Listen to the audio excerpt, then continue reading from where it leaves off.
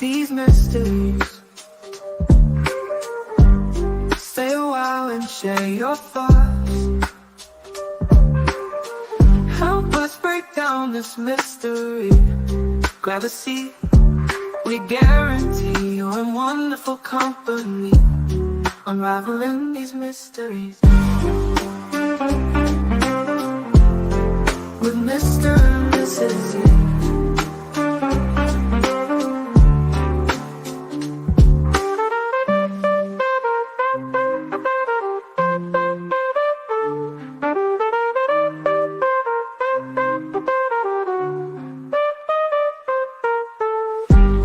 Unraveling these mysteries with Mr. and Mrs. E. Mrs. E.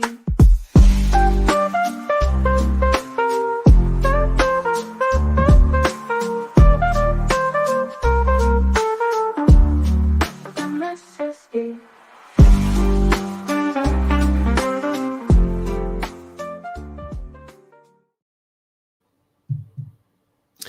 Welcome in, everybody. I am Mr. E with the Mr. E Crimecast with Mrs. E here beside me and our guest, Aunt E. How are you doing tonight, Aunt E? I'm great. How are you guys? Good, good. We had an interesting day today for sure. I'd like to welcome everybody in. The chat is already like super busy. I think a lot of people are interested and excited to hear about this topic tonight. I know K-Mac is here as one of our mods. Olivia B, thank you so much for being here to help us with everything. And welcoming everybody in. Tit for Tat too, or Lady Tit for Tat, I think it is now. Yeah. And also Lady Tit for Tat did our intro and outro music, which I enjoy. It makes me smile every time I hear it. We've got a ton of new subscribers that have joined since the last time we did a live. So just like to welcome all of you to the channel. Also, if you are interested in true crime and we think a logical, critical thinking type of approach, that is our goal. Is to do that here. So we do a lot of brainstorming. We do a lot of throwing out ideas, see what works, see where the contradictions are. If that's of interest to you, then you found a good place here. So that's always our approach. And see a lot of new names that I haven't seen before, but of course a lot of regulars also. So. Do you want me to name some people? Sure. Hi, sure. Charlene. It's really super busy in there tonight. Hi, Charlene. Hi, Mystic Firefly. Margaret. Hello. Car Guy. Hi. Who? Car Guy.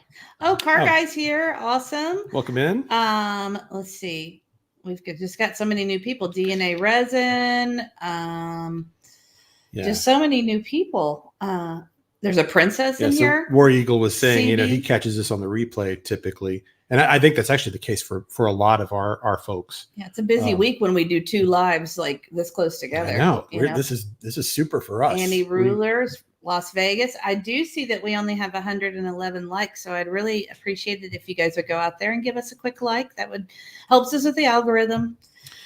And I've seen this a couple of times. So Clutch Them Pearls, Justin over there, I think he recommended us on one of his lives today. And he's been great. We always enjoy super sweet. His work, and he's been sweet with us over the last few months. So thank you to him for sending you guys over. I've seen 3 or 4 comments like that.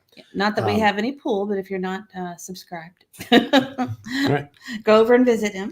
But yeah, Justin's great too. He does if you don't know who he is, Clutch Them Pearls, he does like real deep dives, especially on this Sebastian Rogers case, which has also been the focus really of our channel too. I'm just gonna say hi to a few more people. Ginger Girl, and there's Nana's Dragonfly. And Hi, Rosebud. Rosebud's here. Awesome. I hope Rosebud's feeling better. I know they were under the weather. So R. Taylor, hello. Mona 13. Welcome to our members. Oh, Breezy crushing on the Sandman. Hello. There's just so many people. Tiffany's here. Yeah, it's like the whole gang is here tonight, I think. Maui Sun. I mean, it feels like the band's back together. The whole Ziva, welcome from Belgium. Belgium. Yes. That's awesome. Tam here. Hi, Tam. Welcome. There's just so many great people here. I'm just so excited. Well, I guess we ought to just go ahead and get started before everybody kills us for not. Oh, yeah. So kill, I said a bad word. Sorry. Right. Advertisers dropping left and right with that, right? Yeah. So anyway, we are local to Sumner County. If you're unfamiliar with us, we got into the Sebastian Rogers story just as people. We didn't have a YouTube channel, anything like that. We have a son with autism. And so when Sebastian went missing, we became very invested just on a personal level with the story. Mm-hmm. And then as it progressed, we started to have our own suspicions that things may not be as simple as a child with autism wandering off. And, then the behavior of the parents and everything that's happened over the last, the following weeks and months, we started having these conversations and just started talking about these different scenarios and hypotheses we had. And we felt like there really wasn't a place quite for us out there in social media. And just thought, well, we'll just start our own true crime channel. And lots of folks joined on. So it's been a great experience kind of getting to the community part has been awesome. The brainstorming, just all the relationships we've developed over time. And, we are covering other cases, but our core focus will always be Sebastian Rogers until this story is resolved, however that ends up being. And so we did, the thumbnail is not clickbait there. We really did have eyewitness accounts. In fact, we've got it double sourced. We do. This is not just a single source because both Mrs. E and I were there today. So we didn't even know if we were going. We decided at about 8:05 that we were like, well, maybe we should just go down there and see it for ourselves. Well, we were discussing it back and forth. Should we go? Shouldn't we go? And there was just a lot of misinformation last time. We couldn't really get the full story, we felt like. And so we felt like that it would, the best way to know is to see it with our own eyes. Yeah, we had a funeral last time, so we couldn't go to that. And then there were just so many rumors and things we couldn't confirm. And which is, the best way is just to see it yourself. And I'm really glad that we went. It was a really interesting experience.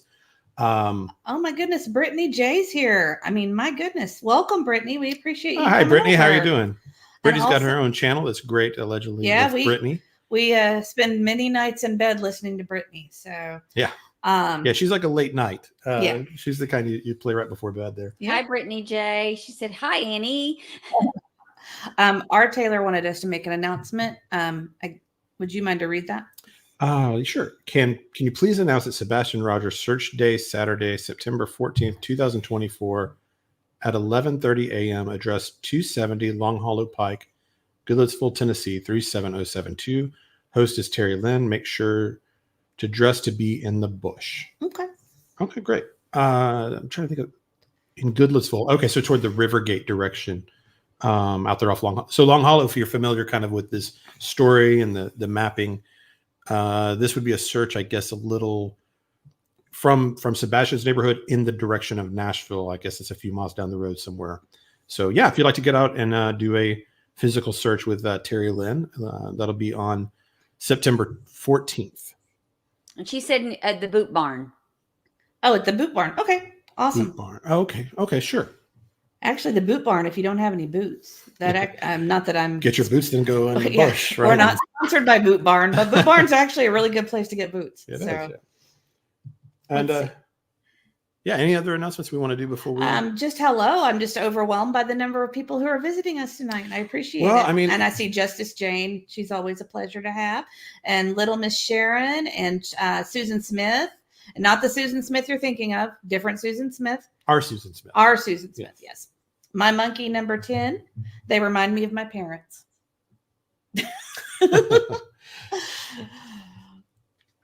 So we decided to go today. We got there a little bit late. So this was in downtown Gallatin. If you're not, just so you know what was going on today, this was a hearing for Katie and Chris, Cathy and Terry Bowersox, Proudfoots, all looking for protective orders against YouTuber Bullhorn Betty. They had met 2 weeks ago. She hadn't been there then, so they delayed it again. In between these 2 weeks, she had been served. And so that hearing was today at 9:00. So we got there a few minutes late. We were in the wrong courtroom at first, and then we came in. So I'm going to try. We took as many notes as possible. I was just basically writing down everything as everything was happening. You can't film in that courtroom. So we just, had pen and paper, and we wanted to go ahead and go live tonight. So this is all also fresh in our mind. We figure folks are going to have some questions about how it all went.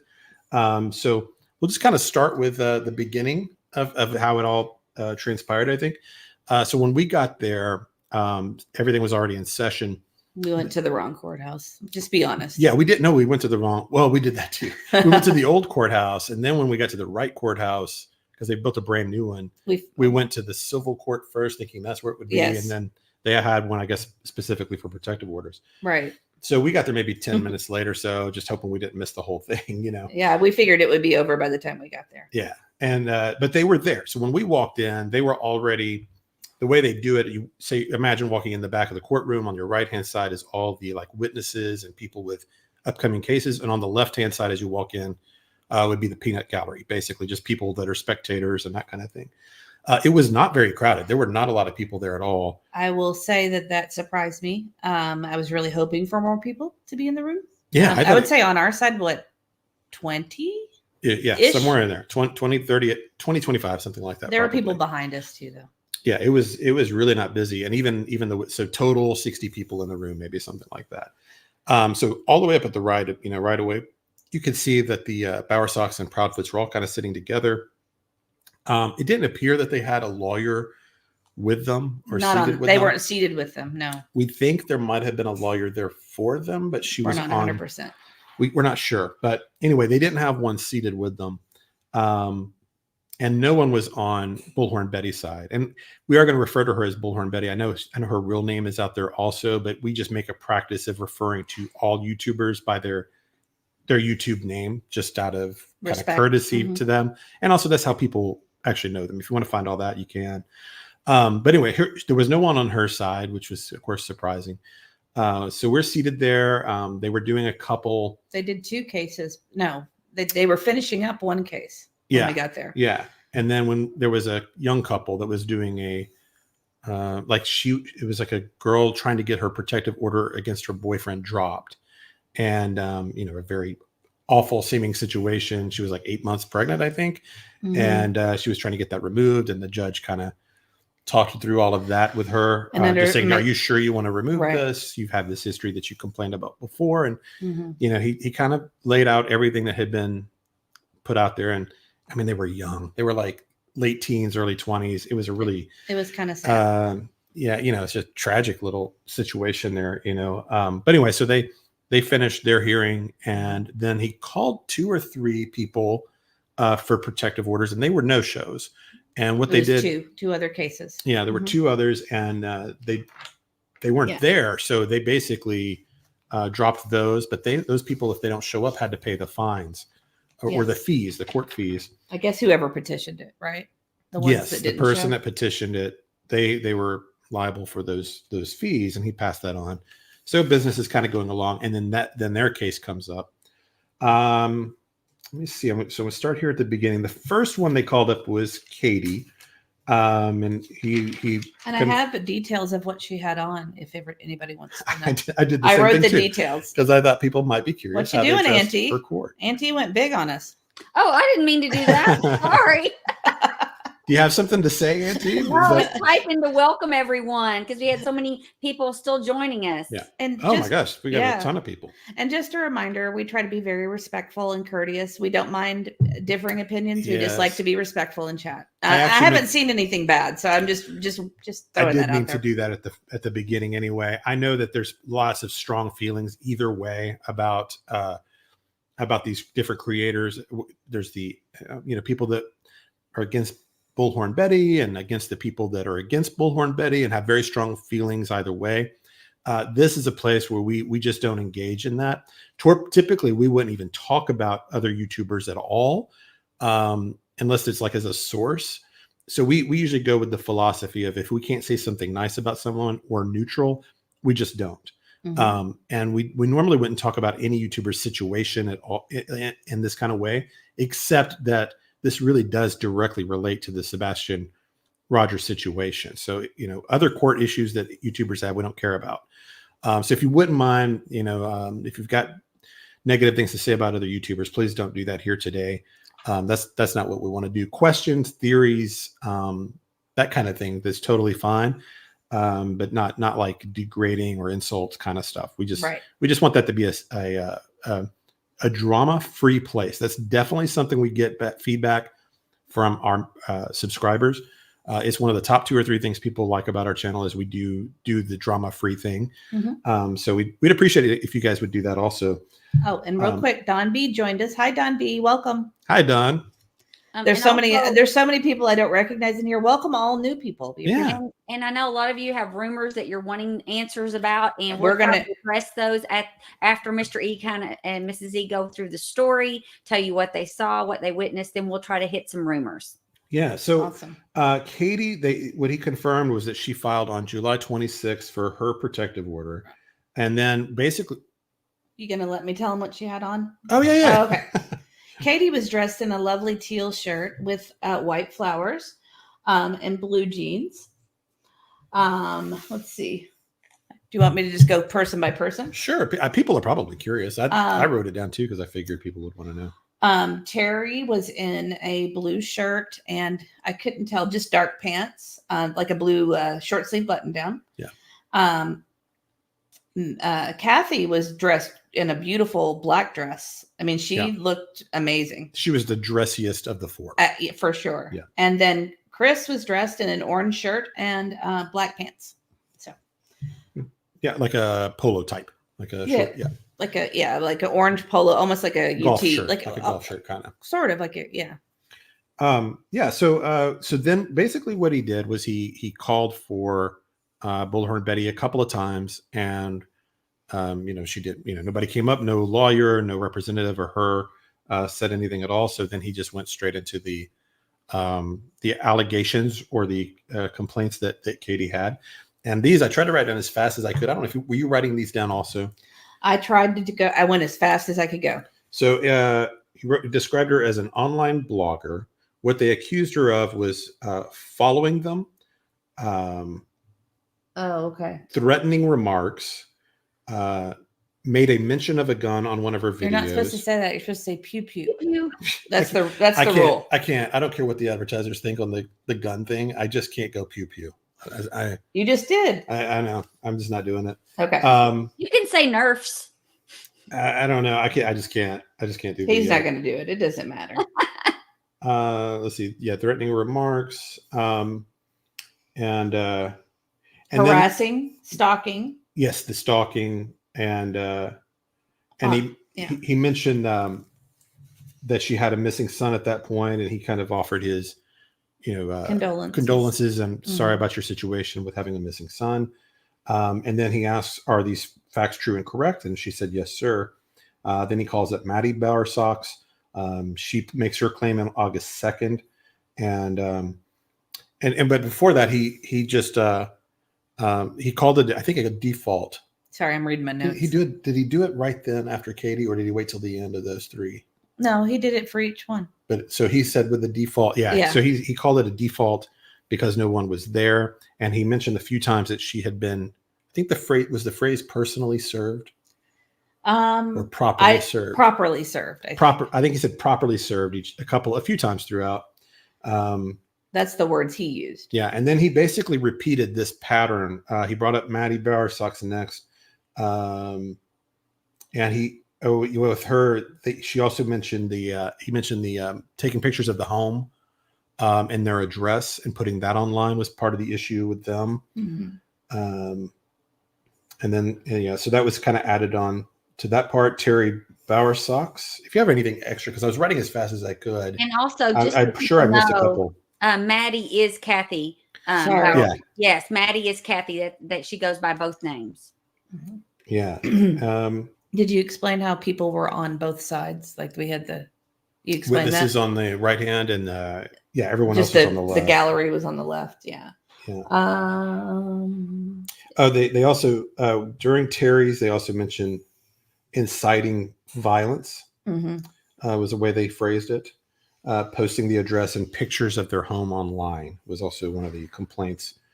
And those parts, those details were going so fast, it was hard to write them fast enough That's true. to get it. So I think he actually said most of these with each one of them. And then when he got to Chris, he said that they couldn't do his today because Chris had filed later. His date was set for the August 29th, and the judge not quite apologized, but he just explained, we just have to follow the law. We have to give this the date, the full days. We have rules that we have to follow. Kind of like, hope you understand. And so your date is set for August 29th. So our understanding is that the hearing that happened today for everyone else will also be similar to what Chris did on August 29th. If Bullhorn Betty chooses to come, then I don't know what she'll do. What are you thinking? I was thinking, did you mention that they called for her name twice? Yes. Okay, I missed that part. I'm stuck in chat. I know. I'm sure there's a lot going on in there. Aw, Lady Tit for Tat. Thank you, Lady Tit for Tat. Please hit the thumbs up button while we listen to what took place during the BHB and KP and Bowersox TPO hearing today. Thank you. Thank you for being a member for 2 months. We appreciate it. Yeah, that's all. I think Lady we've only Tit been for around Tat's 3 one of the months, best. right? Something like that. Yeah. And we have 881 in the chat, so please hit that like button. Oh, we only have 298 likes. Yeah, so that looks like that's going to be delayed till the 29th. No, Don B, there was no lawyer representing Betty today. No, there was no one there for her. So that's her response. I don't know if you've seen any of her lives today. We went to those, and then when we were kind of getting this all together, we were like, let's just message Betty, see if she's got a comment or anything to add. And what she messaged back was essentially the same thing that she said. What she's saying is that her lawyer advised her not to go today, and that not to worry, that everything was going to be fine. And she said she's going with that advice. So I don't know. I mean, I know there's some question about if this happened, but the three protective orders definitely were granted, and they're severe. They're kind of more severe than there's a lot. I realized it would be. I made notes, but I'm sure I didn't get everything. Yeah, they're kind of I mean, they're not anything to take lightly. For the big one in a way is that if any firearm she owns or possesses, she cannot have those during the order of protection, which is up to a year. And so I don't know if she has to take those to a local sheriff's office or sign them over to a relative or friend or how that would work, but she can't possess those. Then there was like a huge list of things she cannot do. And this applied to all of them. And then there were some caveats that they had questions about too. Real quick. Yeah. Eva, we have Had a a question. super chat from Lisa. Hi, Lisa. And Lisa is a member. So thank you, Lisa, for being a member. So yeah, Lisa says that don't those people have to prove BHB did those things under oath? So the standard is a preponderance of the evidence in this kind of hearing. So whatever evidence they presented had to outweigh whatever counter evidence that she had. So since she wasn't there to offer any kind of defense, there really was no choice. I mean, the judge really, I don't think had a choice but to offer them. One of the rumors I'd heard out there a few times was that the judge was angry, and that's not how I would describe this gentleman at all. He was very just kind of businesslike. Time out. Brittany J just became a member of our channel. I am honored. Thank you, Brittany. That is so sweet. Thank you so much. And when you're a new member here, what we do is a couple of things. The first thing we do is say, welcome. Hold on. I got to put her back up. Hold on. I got to put it up. Hold on. How do I make that show? That's very kind of you. That's Thank very you so kind much, of you. Brittany. Thank you so much. And I've enjoyed her channel. I've been listening to that the last week or so. I sucked you in. Let's just be honest. Well, yeah, Mrs. E knew more about the YouTube world than me, so she kind of go and you can keep talking. Yeah. Welcome, Brittany. We appreciate you. Okay, go ahead. Well, Mr. So I'm learning about new people all the time. could you clear up that rumor as we go? One of the rumors that I saw was the judge was angry that Betty did not show up.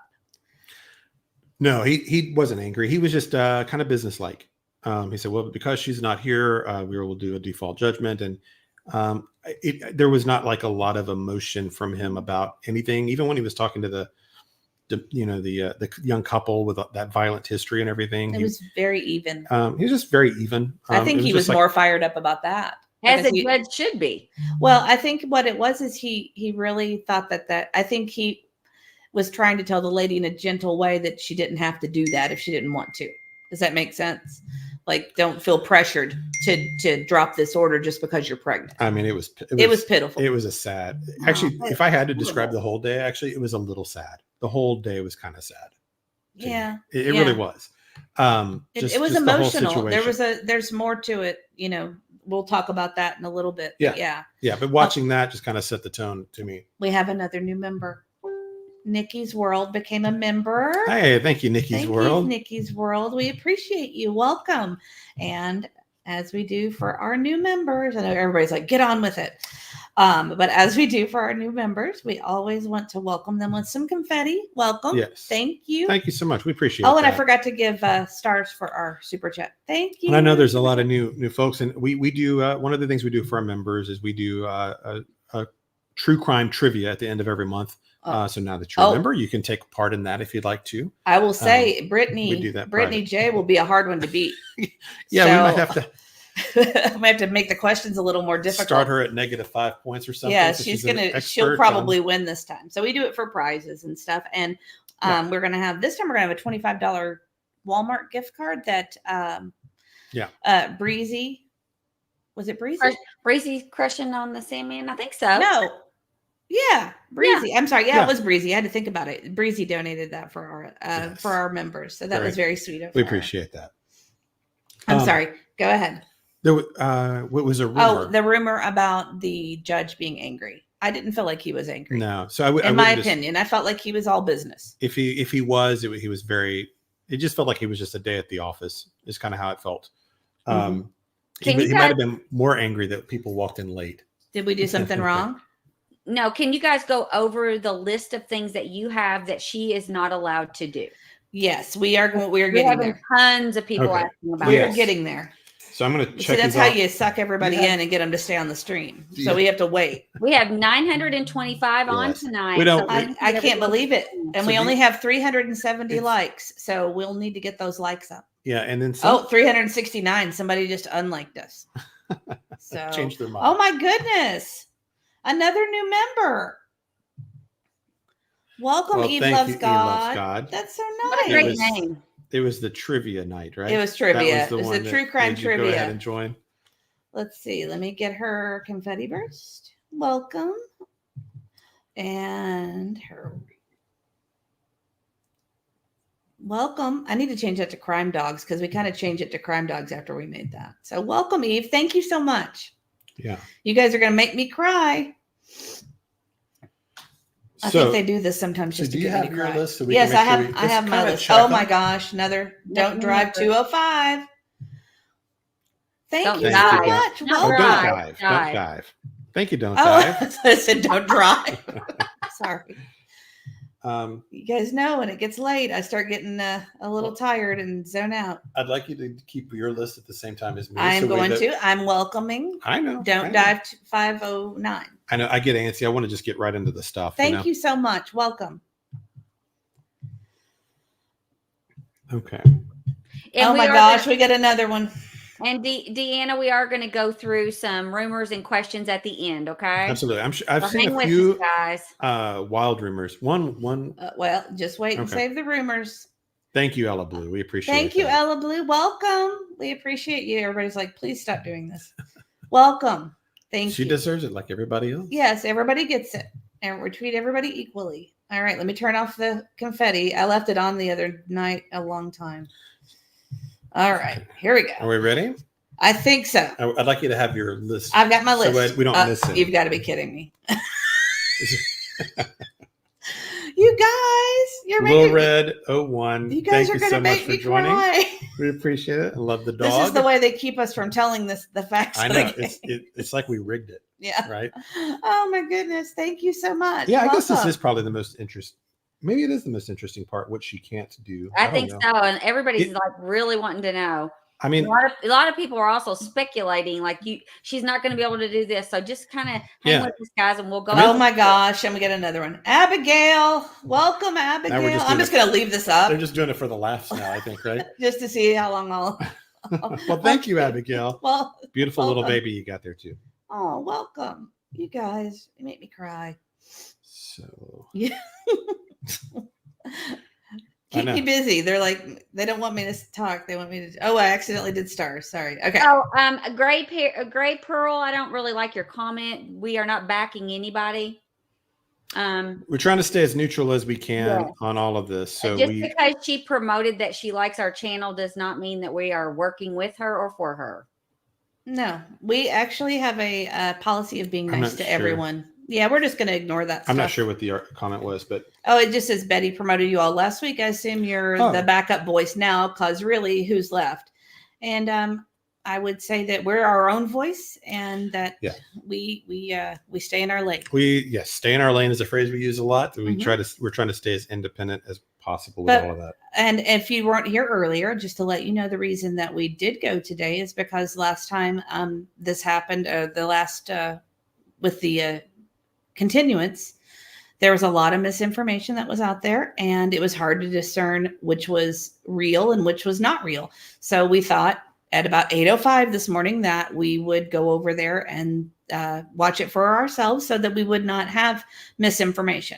So yeah, I mean, you can't beat just being there yourself, and we just thought we'd go. And so you have your list ready, so we don't. And Gray Pearl apologize. That no problem, Gray. We don't hold grudges. We try to treat everybody with respect, and we just want everybody to treat each other with respect. That's why. It's just that's all. We address those things. So it's just. Oh goodness, Breezy. Thank you, Breezy. I think you might be the best blessing. Man. She's a blessing. Yes, you're awesome. Thank you so much, Breezy. Thank you. So let's start with. Let's go down our list. Yeah. Okay, let's get our list ready. So I've got no stalking was one of the things it says. I started with no firearms. That was the first thing on my list. Yeah, so the firearms, she cannot possess any of those for the next year, and that started at 9:37 this morning, like very specific time. He was very specific about her the following year. So it's 1 full year. The order is for 1 full year, and he said starting at this time of 9:37. Yes. Okay. Also, no contact. I have abuse. I just have abuse. I don't know what that means. I just wrote abuse. Was it verbal? Okay. I don't know. I just wrote abuse. Yeah, he did. I mean, it went fast. He went really fast. Online, no text messages. No emails. Yeah, no emails. Text. She had to stay away from the house, away from their work. No damage to any of their property or possessions. No hurting or threatening of their animals.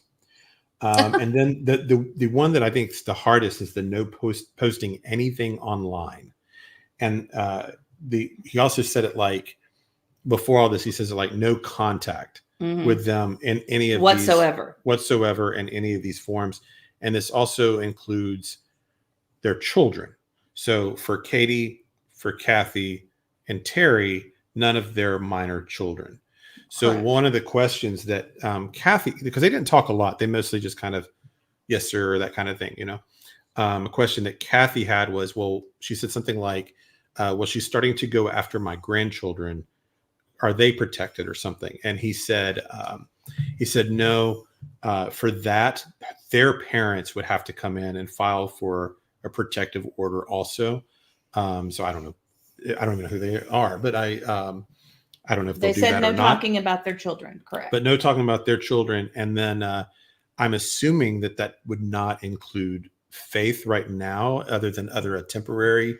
If Chris's is also granted, I would assume Faith would be covered in that. But I think that's for now, Faith is just under the temporary. I would assume is kind of how that goes. Did I miss it? Did you get any? That's all that I have. Other than would that you also didn't mean Sebastian could not be talked about as well? Yeah. They didn't address him specifically, but I believe they said minor children of Katie the people complaint that with the complaint. So yeah. So and then she had to pay costs and taxes for all 3 of those filings. And that will be good through August 22nd of 2025 at 9:37 a.m. At which point, if they still feel that they need that protective order, they could petition. He told them, don't wait until a week before. Make sure you start that process 30 days before that ends. If there's a valid reason to end it early, they can. And if I think all of that's there. Oh, and they have to carry it in 3 different ways. They need to carry one of those orders on their body at all times, in their vehicle, and at their home. Correct. That was one thing Katie asked about. She said, well, because of my work, can I have it digitally on my phone? And they said, no, you have to have it. You have to have a physical copy. I was kind of surprised. I thought they would just allow that. But the name of the judge? Yes. I was going to, Don Blanton, I believe is the name of the judge. Yeah. And we were in courtroom D, if anybody wants to double check us. You actually had to sign in. That was kind of interesting. I'd never seen that before. So if you were someone that was there for a case, you had to sign in. If you were there just to watch, you did not have to sign in, but they didn't really have anybody monitoring the sign-in sheet. You just had to sign in on a wall or like a easel. Yeah. So that was kind of interesting. Oh, there's the question about the grandchildren. Did you mention the database? The National Crime Database? On a different page somewhere. Okay. Yeah, so she's in where is that? It's called the National Crime Information, and then I didn't get the last word. Was it center or something like that? National Crime Database is what I wrote down. National Crime Information Database, I bet is what it was. Yeah, I bet that's what it was. Anyway, she the way this would work is from here on, according to the judge. Yeah, according to the judge, that she can be arrested without a warrant if she violates any of these items. So, if she texts them, calls them, anything like that at all, whether it's from Florida or whatever state she's in. Any videos, it said. Yeah, videos. Oh, right. I don't think I said videos, but he did mention videos. He did mention videos. And she could be arrested without a warrant. And she can't use intermediaries to that was interesting. To monitor their movement. Third party. Right. Yeah. The phrase he used was intermediaries. So like Mm-hmm. she couldn't be like having somebody else follow them around or something and report back to her. So if she posts something online, they can. Anything dated after. He said this order goes into effect at 9:37. That was Katie's. Now the Bowersox did not go in until 9:43. Oh, I didn't catch that part. Yes. Yeah. Okay, so they're a little different. About her firearm, can she carry it in Florida? I believe it's taken away completely. It is my understanding for the year. He said it was federally enforced. Mm-hmm. So anywhere in the country, she can't have that firearm. Now, again, we've had more people join. Again, we did reach out to Betty for a comment, and she did say that she was instructed by her attorney to not come today and that there have been filings in place. So, yeah. And it's basically what she said in her live stream. That's what she said to Yes. us back. And we just asked if she had a comment or anything she wanted to say on it. And that's what she said. Breezy has a question. She felt like it was going to be okay. Is she not able to cover the case at all online? Yeah. So it's, I think that's up for interpretation. the way he right? said it was contact, right? That was the word. And then he does the big list. So, I mean, I think it would be up to interpretation. And I think you're kind of dancing on a line if she chooses to continue to cover it. But that's up to her and her attorney. Yeah. I mean, that's not our place to say. He didn't say it that way. He didn't make a distinction. He just said that you can't, he used a few words, contact, or I think was it not harass? Let me see. It might maybe, but anyway, it was a word similar to harass. I don't think that was the word. Them through text, phone, in that whole list that we read. But of course, the most interesting part, really, in a lot of ways, is that part where if she can't do the videos, and this is why it's, to us, this is more than just about whether or not you like Betty or you're glad that she got it. There's a big picture element to all of this, because it's setting a precedent. It does set a precedent. So I don't know why she didn't go to defend herself today. I was surprised that she wasn't there. Well, we're going with what her statement is that she was advised to not. Yeah, so that's what she says. That's what she said. And we don't know what, some things we still just don't know. Like when we talked about this a few weeks ago, we don't know what kind of evidence they might have. So we don't know how they may have things that they didn't have to present today. Well, that was one thing that we did not see is there was no evidence produced in court. Now, right. If they provided evidence prior to the proceedings to the judge, then that we were not aware of that. I was going to say privy. But, were they given an opportunity to speak at all, or did he just read the order, what they were petitioning, and then ruled on it? They did have to swear under oath that what they were saying is true. Yeah. Okay. So another interesting, that to me, there's a few interesting things about where this relates to Sebastian. So my thinking is, anything they swear under oath today, should there ever be trials regarding Sebastian in the future, I'm assuming anything that has happened in these proceedings can be used as evidence against them, since it's sworn testimony. So I think that's kind of interesting. Mm-hmm. But the big picture is the chilling effect that this has. So, with them being successful with this, how does it impact, media coverage of Sebastian overall? Do people start to back off the story?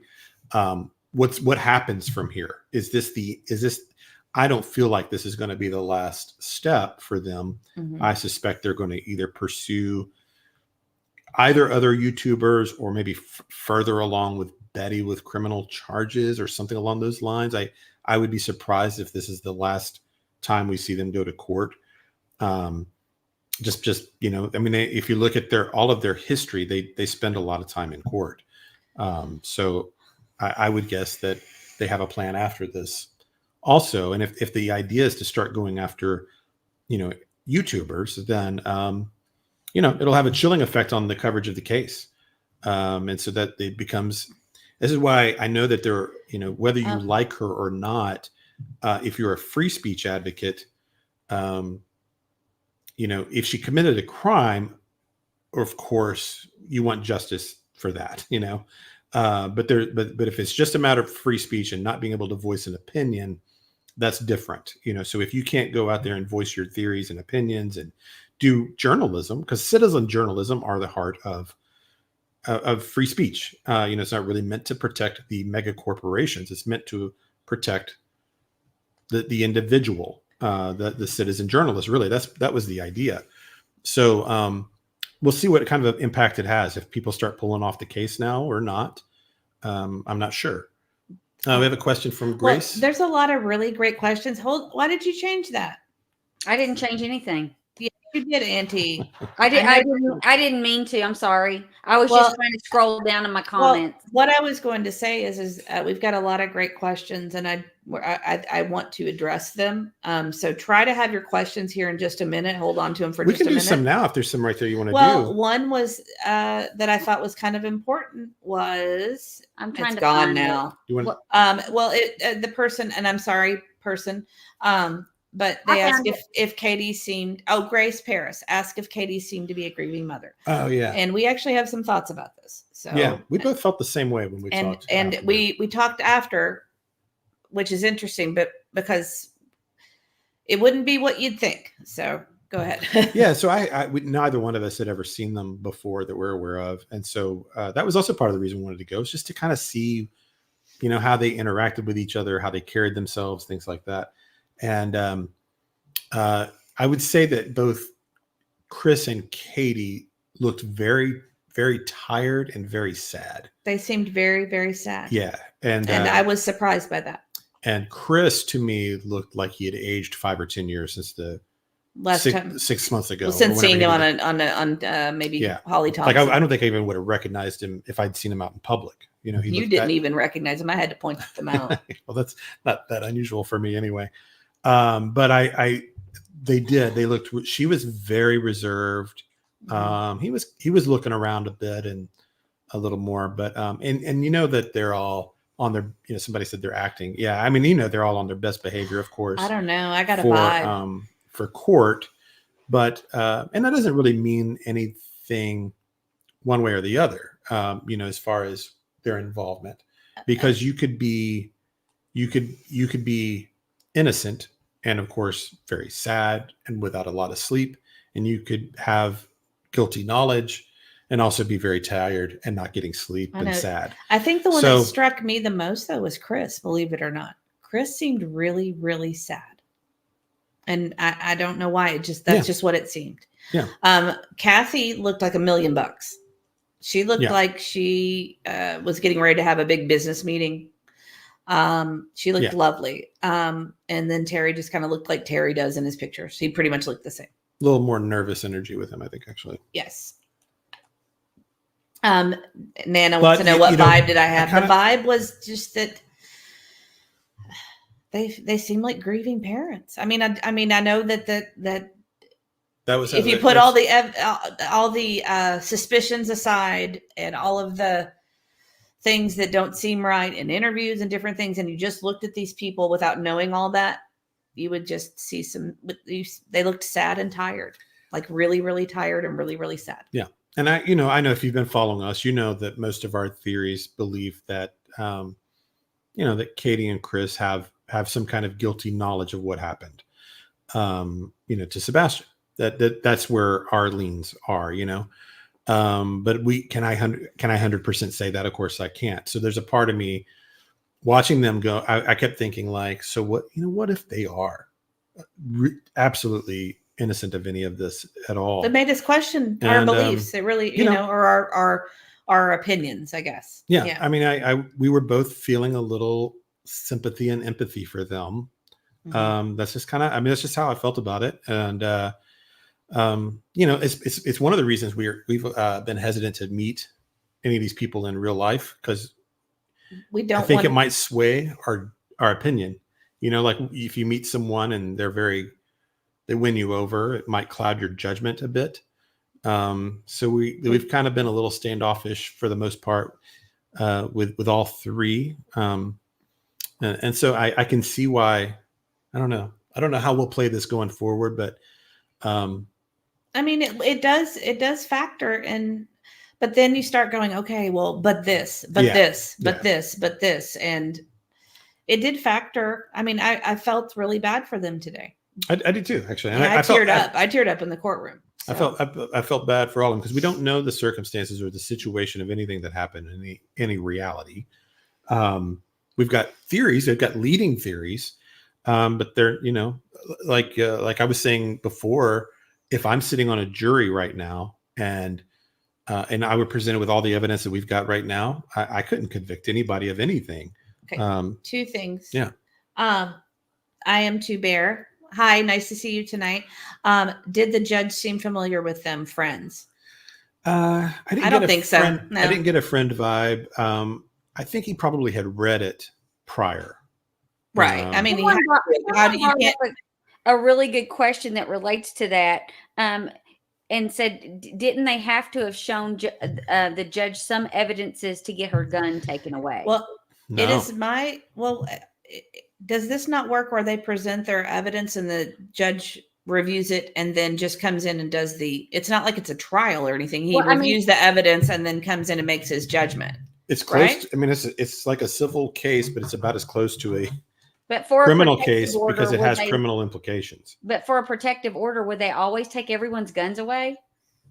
Is that standard procedure, or is it because of mentions of that in some of her areas? It is in all the stuff that I read about it, but I don't know if the judge has discretion or not I would guess a judge could write up an order and make an exception. Like if someone were a police officer or something, I bet they could if they wanted to. Can I go to I don't know. Can I but go it's definitely it's not out of bounds. it's definitely part of the expectation because we knew that she would likely lose the gun today. I have a statement to say about this, and Spoiled Rotten, please, we do not think you're being rude, but go ahead and read that. I'm sorry, I'm not trying to be rude, but you guys are surprised because you have never listened to or taken into account their side. Actually, on the contrary, we listen to both sides of the argument on a daily basis. Absolutely. Yeah, I mean, we do every interview that they've done, every time that they've spoken out. I listen to creators that support them. I listen to creators that support them today that were also in the courtroom. So I take into every possible theory. I listen to people that I don't typically listen to hear what points they're making to see if there's any validity to it. I listen to a wide variety of people to try to, because I don't want to have a one-sided view. I know you don't either. I think all of our theories are based on the facts that we've gathered, not because we think this person said this, so it has to be their fault. And right. I was going to say, on the contrary, we don't want them. We've said this a million times on our show, is that we don't want them to be guilty. We don't want, we want it to be quite the opposite. Yeah, we get asked this occasionally, and I always say, well, initially we just assumed they were innocent. If we had a bias, our bias was that it was like our situation where we had a child with autism that when he was younger would leave the house and we'd have to go find him. We never had a situation where he was gone for any 10 minutes. 10 minutes basically. But we always kind of lived with that fear.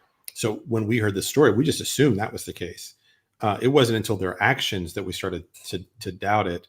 But we're seeking truth. I don't have we don't have an agenda. I don't care about being, proven right on anything at all. No. In fact, you'll hear me say this all the time if you follow us.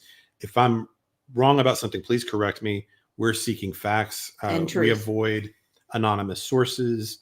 We try to, this is a truth-seeking operation over here. So if we're wrong about something, we want to know it. That's right. So it's welcome. And also, we don't mind admitting when we're wrong either. Absolutely No. We'll laugh about it maybe. But Tit for Tat has a super chat, but I cannot get it to come up. Tit for Tat also gifted a membership. Thank you, Tit for Tat. Thank you, Lady Tit for Tat. That was very sweet. I will tell you who got it here in 1 second after I do my stars. And I know that might surprise people to think that we were feeling a lot of sympathy for them, but we really were. I mean, I can that's just what we felt. It's really it doesn't change the facts of anything, but I felt bad for Katie and Chris in particular. And thank you, Lady Tit for Tat. You're the best moderator ever. We appreciate you. Actually, we appreciate all three of you very much. And I know, Lady, you're right. In my opinion, allegedly, Chris and his family have been to court for the last 7 years for their custody battle. They know how to behave in court. Just my 2 cents. I know you're right. It's just, when something to do with behavior. Absolutely. There's something very different too about seeing people on interviews and dissecting their interviews than to see them in person. It's very different. I mean, I didn't expect them to act like rowdy or to hear, I didn't expect like those late night Chris phone calls, Right. No. We weren't expecting that at all. It was just the overall sadness and exhaustion you could see on both their faces. So it was just, but like I said, that actually doesn't mean anything because you could be, it could, there's a lot of these things that happen where it can things can confirm your biases or not. Like how like Chris just gave $1,000 to fund some billboards with a YouTuber, and if you are someone that thinks that Chris is innocent, you're like, well, of course he paid $1,000 to fund a billboard. He's looking for his stepson. But if you're someone that thinks that he has some guilty knowledge, then you're like, oh well, there's some kind of scheme or scam that he's running, or he's just doing it for, to try to look good now. And, that kind of thing. And then the same thing happens to Seth too. Like Seth is doing his rally Saturday, having a vigil. He's not even like taking the proceeds. He's giving it to a mutt motel. And if you think that Seth is innocent, then you think, well, of course he would do this. He's having a vigil, raising awareness and not even pocketing the money. But if you feel differently about Seth and think then it's some kind of scam, he's going to keep all the money or whatever, and he's doing it for other reasons. And, it's like these guys can't win, actually. At this point, there's so many of us that have followed this case from the beginning. People are really kind of dug in on their positions on them, and very few people really change that opinion. That those first impressions over those first few months, they're baked in. So I don't think there's a lot these guys can do going forward to change like our opinions, like not the true crime community people Right. That have been following this case. People are pretty well in, whether you like these guys or not, or believe they have innocence or guilt or not. It's just interesting to me. Abigail says, Abigail's we feel our bad. new member. Oh, yes. Should have recognized the baby. Why feel bad for these people after what they have done to Sebastian? I know. I know. Well, I mean, I but know what you're we saying. don't. I understand what she's saying, but we don't know. We don't know. And I know that someone mentioned, why I feel bad about them. Have you listened to how Chris talks about Sebastian? Oh, And- absolutely, absolutely. and there that were- clouds us. Yes, I it know. does cloud the judgment, and it does keep you from feeling sorry for them. They're just kind of giving you their impression today and how they felt today. We try to go into everything with an open mind and just kind of, I don't know, take in what's going on and kind of make our judgments there. And we didn't even discuss it until we got home, and we didn't come home for a few hours, and we didn't even discuss it till we came home. And I said, I just really felt bad for them today. And he said, that's crazy, because that's the way I felt. Yeah. And I mean, it's just what it is. Like I said, it's very different seeing somebody in person. I think it's just like, even if people have done some horrible things in their life, it's just hard to watch people that look like they're hurting under any circumstances, even if they kind of brought it on themselves. This is a good example. We just felt it. This is a good example. Seth is here, and Seth says, Seth says, I don't feel bad for them. Welcome, Seth. Hi, Seth. Welcome back. I don't feel bad for them at all. I have been dragged through hell, and the real victim is Sebastian Wayne Drake Rogers. Absolutely. Yeah, you're right. You're definitely right. And we also in turn feel equally bad for you.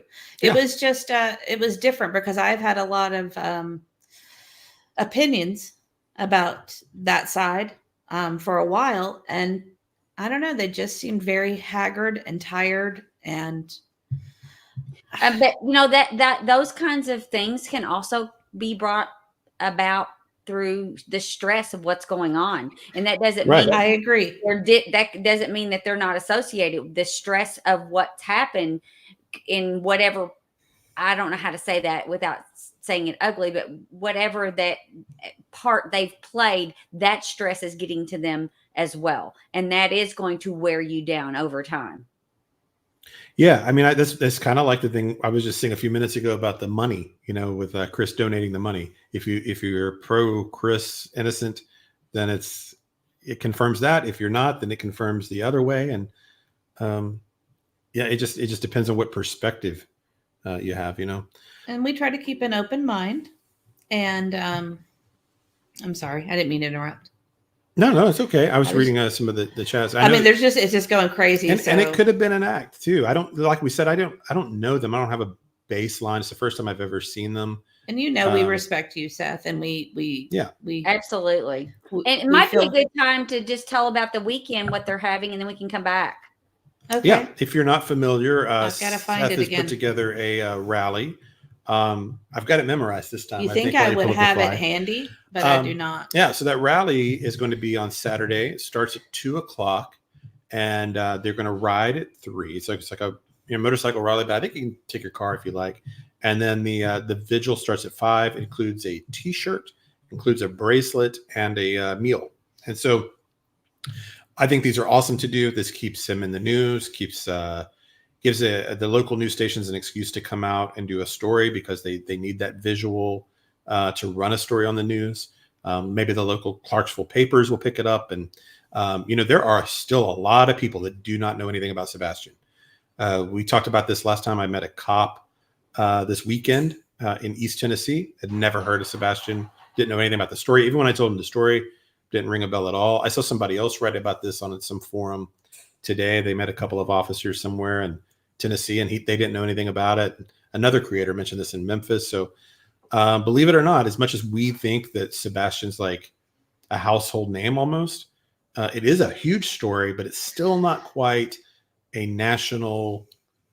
It's not quite Well, even as well a known county, as you would think. we've talked to people in other counties and mentioned it as if they would know as much as we know, and they don't. Yeah. Some don't even know his name, which is really sad Yeah. and unfortunate. And so, of course, we let them know that they need to know this stuff and pass those things along to them. But we've encountered that a few times. Even the detective that we're going to have come on the show was slightly familiar with it, but not fully. Yeah, just had kind of vague recollection of a child with autism. Real quick, Rosebud says, so Betty can't and stream thank you, about Rosebud. the case at all. Thank you, Rosebud. I think that is up to the judge's interpretation, unfortunately. I wish he had clarified a little more, like gave the caveat, like even if it's considered newsworthy, she can't mention them. But the way he said it was that she couldn't contact them through video, online. And so, what's contacting? If you're going on your own page and you're telling the story or your theories, like would it be contacting if you hashtag them and stuff like that? If you know what I mean?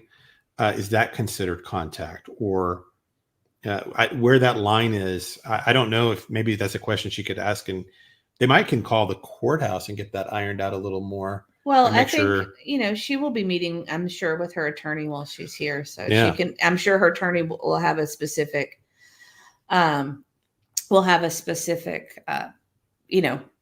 He'll say, plan. These are your lines. Yeah, I mean, she's got the attorney. So I don't know. I don't know if she can. I mean, she has. And I believe her stance is that it's not valid, right?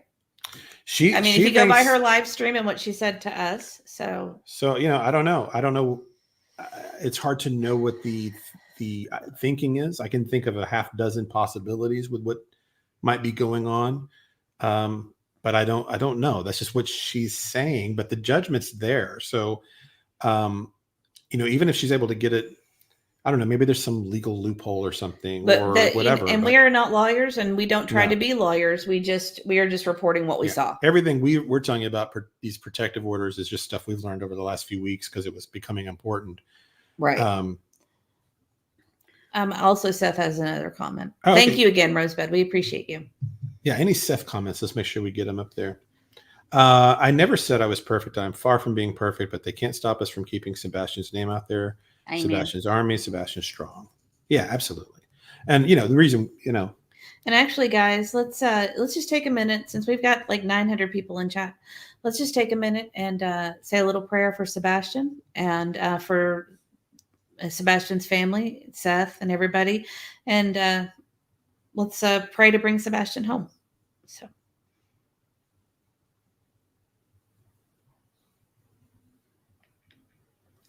Thank you. Thank you. Let's show him some love. Give him some green heart. So if you're up in the Clarksville area, that's this weekend, and I guess I think Betty had said it at one point she was coming to town for this, and then of course she's also got that the Voices gathering of voices on the 26th. So what's going to happen there with authorities? We don't really know. Is there going to be could she be arrested this week? I just don't. I don't know what'll happen. Oh, wow. That's interesting. Dawn says there are people 10 miles from Summerwell's house and they don't know who she is. That's interesting. Oh, and sad. Yeah. Incredible. I know what you big streamers feel like now. There's so many people in chat. I can't even keep up with all of it. Kimmy K, I don't think they said they feel sorry for them. I think they said they felt like they were sad.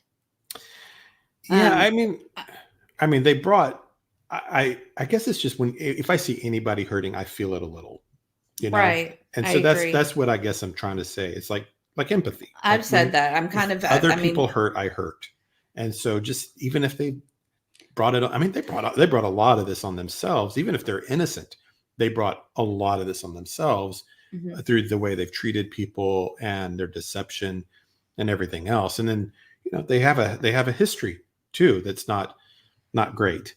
That have also, Well, one thing I would say is it didn't surprise anybody more than it surprised us. So, because Yeah. that's not the attitude we went in with.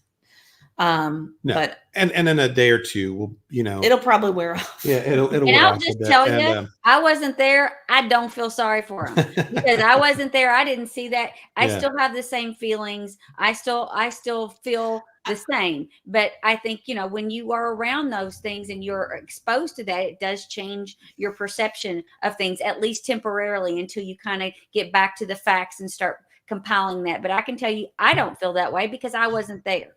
Yeah. Right. And yeah, it doesn't change It the doesn't change logic. the It doesn't logic, change the right. logic at all because there's Right. still the things that don't make any sense. I So- do want to say, Eve Loves God gifted us 5 memberships. Thank you, Aw. Eve. Ah, thank you, That's Eve. very sweet. And so when somebody does something like that, we give you some stars. Heck, I'll give you some balloons too. And then I will also say thank you. And this thing's way too long, so I apologize, but we like to say thank you.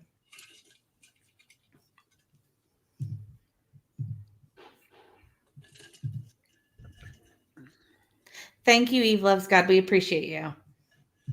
Yes, thank you so much. And I'll tell you who got them.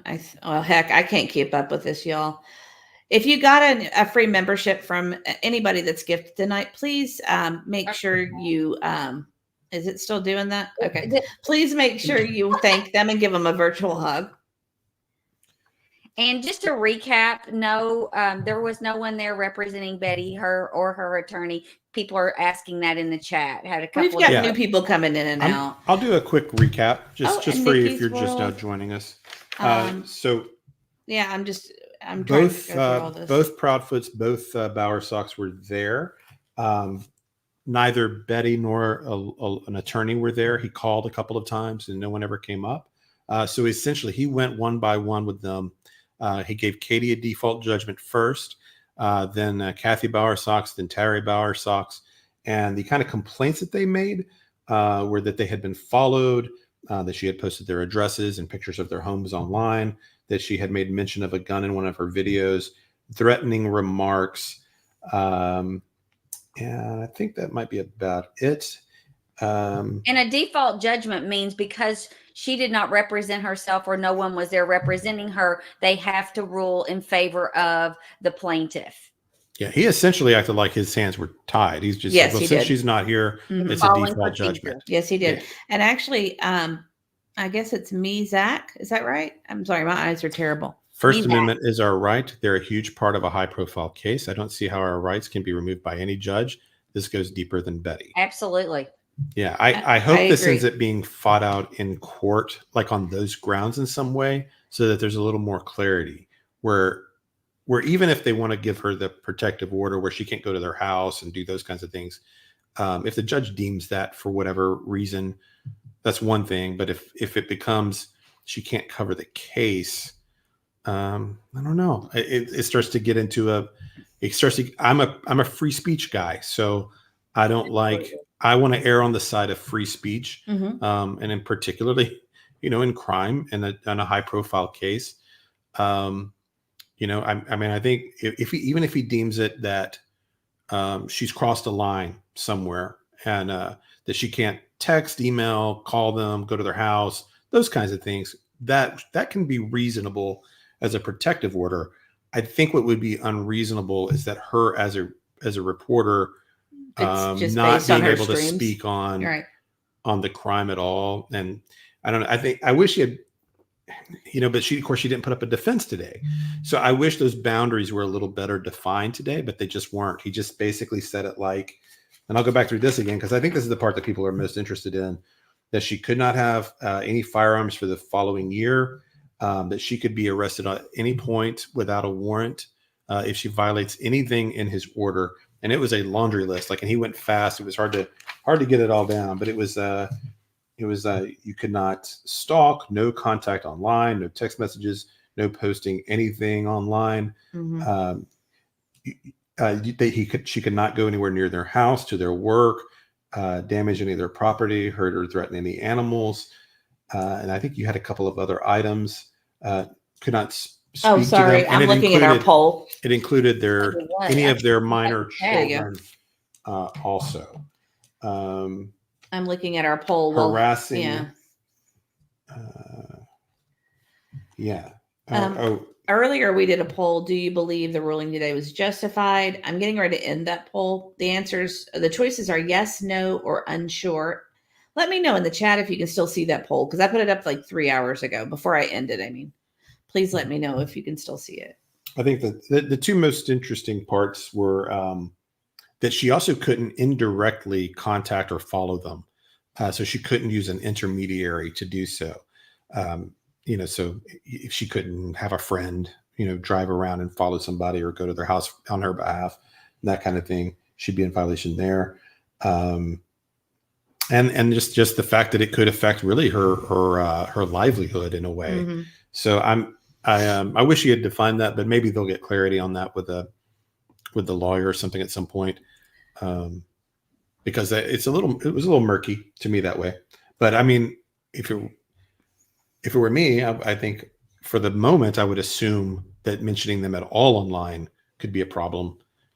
So it wouldn't surprise me if they make a call to the sheriff and see if they can, get an arrest if she continues to cover them.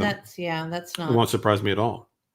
And then when that happens, who knows? I can't even keep up. I know. I can't either. I can't keep up. I'm trying. There's so many great comments, you all. I know. I do remember one.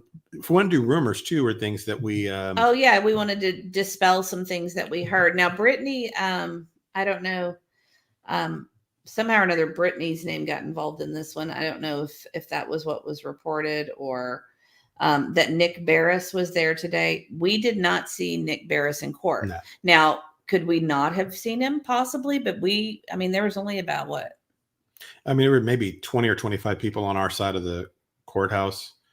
And we were kind of in. There was a gentleman courtroom in front of us that I thought might be Justin on TikTok, but I don't think it was him. He had the same pink shirt, but I did not see, unless he was behind us and we just really missed him. He was like in the corner, hidden in a hat. We've met Nick a couple of times. Yeah. It's been years ago.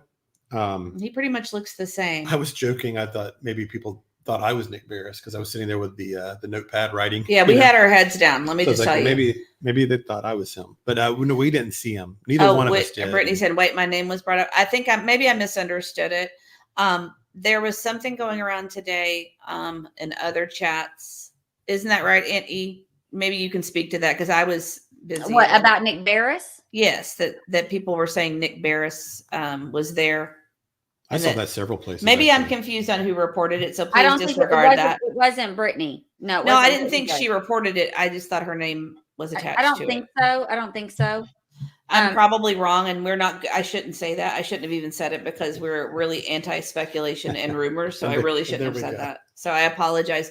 So to be clear, Nick Barris was not in court. Brittany was not involved. There was another thing I was. Sure, go ahead. This rumor was BHB had someone there recording the goings on, and they had their phone taken away. Yeah, so that one I've heard, and we did not see anything like that. We saw something happen in court, but it didn't seem that dramatic. Right. So what was happening? The bailiff, she was kind of going up and down the aisle, just making sure people weren't on their phones. And I saw maybe 2 or 3 times that she would kind of tell somebody to put a phone away, that kind of thing. And then there was this one lady, like to our right, kind of on the witness side. But she was on the witness or plaintiff side, right? Yeah. Yeah. And the bailiff goes over and she's like texting, and she motions for her to stop, but she's trying to continue texting, and she's talking to the bailiff, and then the bailiff kind of like ushers her out, like waves her out, and then she goes out and she follows her out into the hall. Right. The way I was I couldn't hear what they were saying, but the way I was reading it was like, I felt like the lady felt like it was a message she had to send, and the bailiff was like, "Fine, take it out to the hall if you've got to do that." That's the way I thought it was. I didn't interpret it as someone streaming. It could have been possible. I have no idea. But no one's phone was taken away from them and given to the judge. Not that we saw. I mean, we could have missed it. They did make an announcement at some point about phones. They did, and maybe we were a little bit late, so maybe we missed it. Well, now we were about 10 minutes late for that particular case. There was a case. That case. There was one case in progress when we got there, and then they called 2 other cases that people did not show for. And then But It was you their were case. there for that whole case. So if someone that was there for BHB I mean, well, was recording, you no, would have we're- seen it during I that will time. tell I you, don't when they know. were wrapping up, we went on. So Yeah. because they were signing paperwork and stuff. So if it happened after that, we didn't see it. So I That can't is speak to possible. that either way. if Okay. it were in the final steps of it. But see that we were dug in on the notes listening to the judge.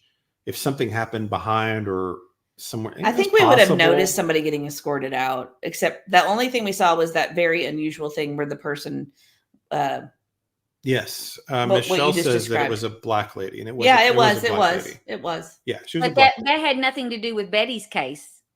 It Not was that we could during tell. it, but I don't know. But did you say she was on the side for the people that were involved in cases? Yeah. Yes. Okay, so she was not a spectator. She was someone involved with another case. That's Well, what I mean. they You tell could, you to sit in that section. don't but police they it. don't escort you. So theoretically, she could have been a spectator and just sat over there, because you would have to read the little board before you walked into the courtroom.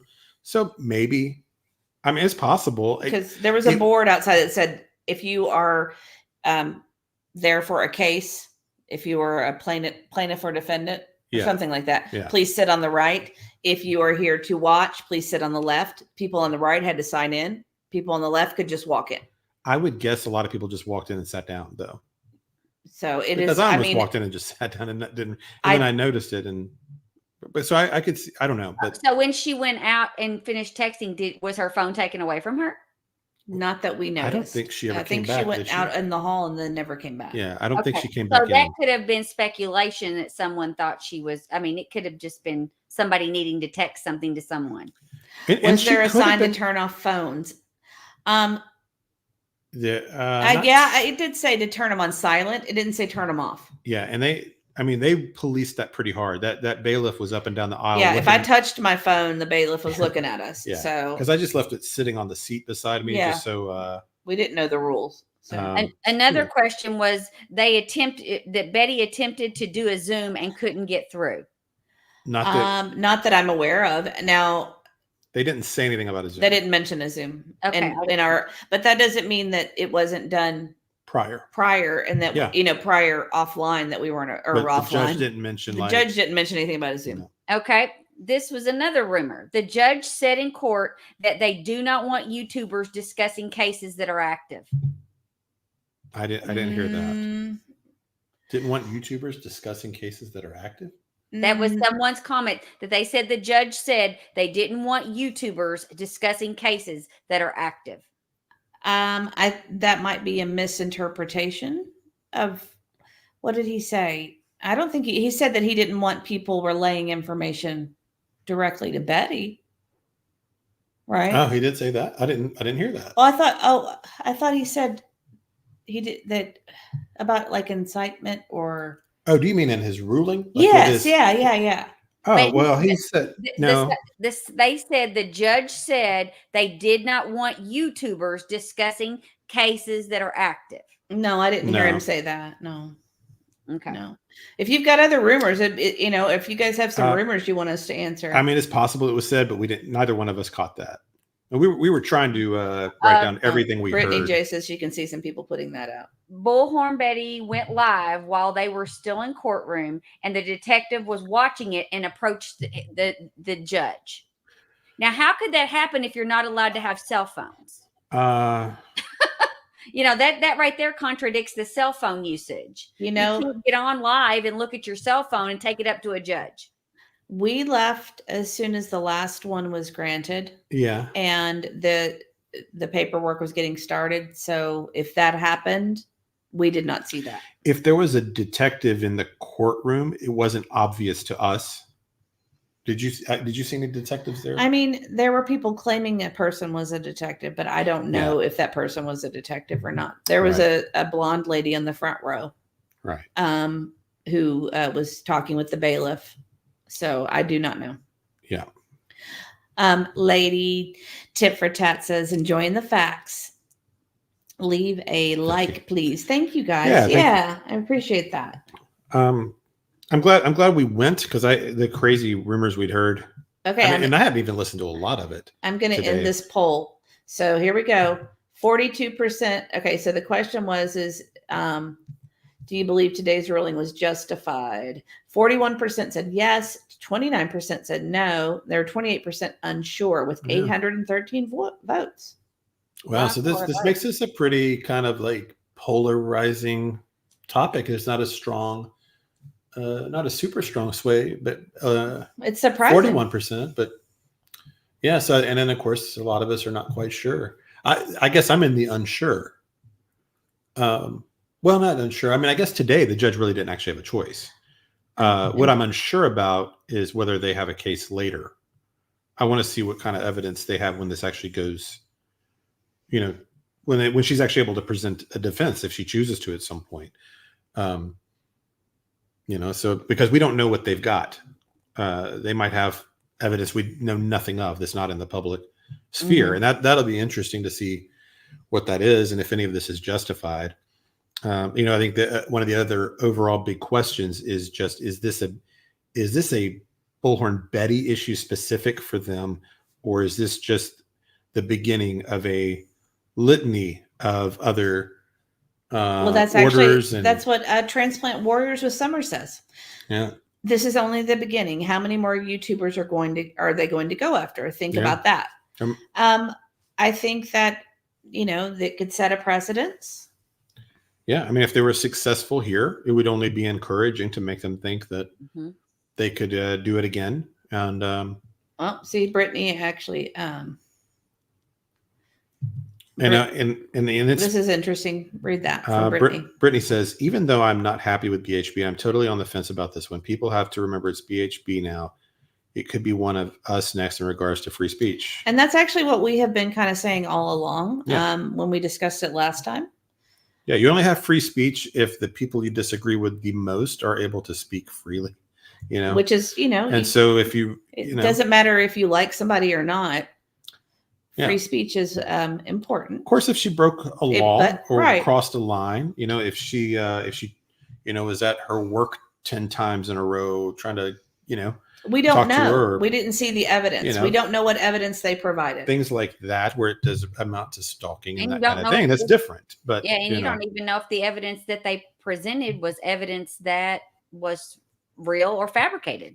Well, they didn't present any evidence yet. It's not just that we saw. Just the documentation in the order. Yeah, the way they said it would have gone if she had had a defense was that they get to present their evidence. Then she gets to present her evidence, and then the judge makes a decision. That's basically the way that would have been a long thing today had that been the case. Right. Here's 30 live streams from Bullhorn Betty, you know, and then that could have been wild. I would assume there's some kind of time limit, or you got to maybe a certain amount of time. But yeah, that could go on for a while. Someone asked about wouldn't they also be at the vigil? I don't think they attend the vigils. Seth usually does, but they've not been to any so far. So as long as they're not there, she should be able to be there. And then what happens if they show up? Then she would have to leave. Did they give it? That's something else someone asked earlier. I took a note on. Did it say how many feet away she had to remain? I don't. Usually there's like 500 feet, that type of thing. I don't think he actually addressed that. Can I have my notepad back? I think I read somewhere the standard was 100 feet, but he didn't address an exact. Yeah, but he didn't say that today. I don't think he did. Not that I'm aware. Will she be given a copy of the ruling? I'm assuming so.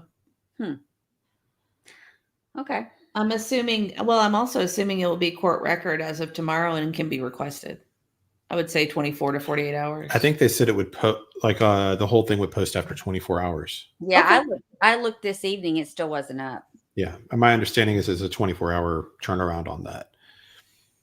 Do we have any, let's see. Brittany had a question. Yeah. I actually need to step out for just a minute. I'll be right back. Sure. Brittany says, I missed part of this because I was driving. Did the judge say Betty can't speak about Sebastian and Faith is all? Sebastian, she cannot. Faith, my understanding is she could, because the way he did it was that Katie and any of her minor children we're of the same order for protection. But because Chris is going to be delayed, I guess in a way, because of that temporary is still in place, Faith might be protected under that. But that final decision will be made after the 29th, is my understanding, when they have that hearing, because Chris filed late. So he didn't quite apologize. He just explained why that was. Kind of like, I understand you're here today, but I have to follow the rules, and the rules are that she has X amount of days to respond, and he kind of went through all that. And so we have to be fair to our process and follow the rule of law. And so the 29th, we'll have to have that hearing. And, Chris didn't argue with that at all. You might want to have Mrs. E check also. It says the court site has been updated. Oh, okay. So she might want to check that. I think she's taking the dogs out. I think one of them had to go.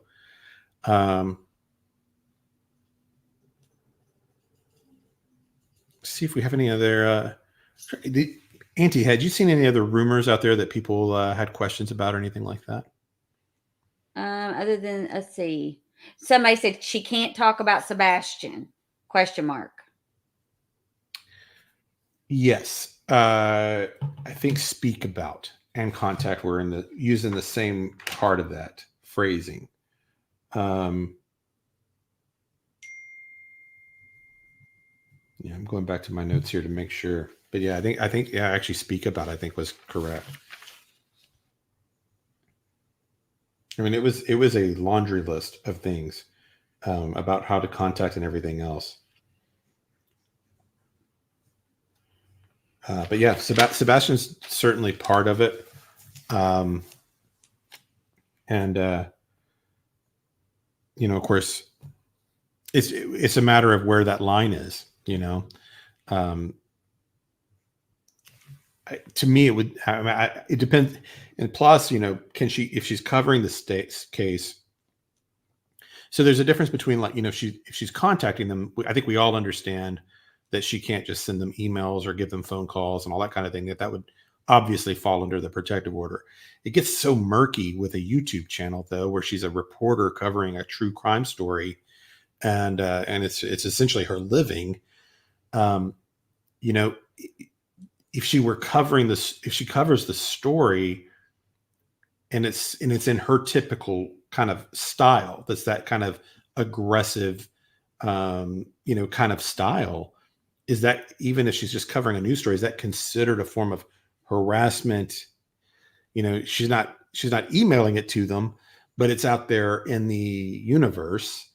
It's just such a weird line, and I just don't. I wish he had addressed it, but he just didn't do that.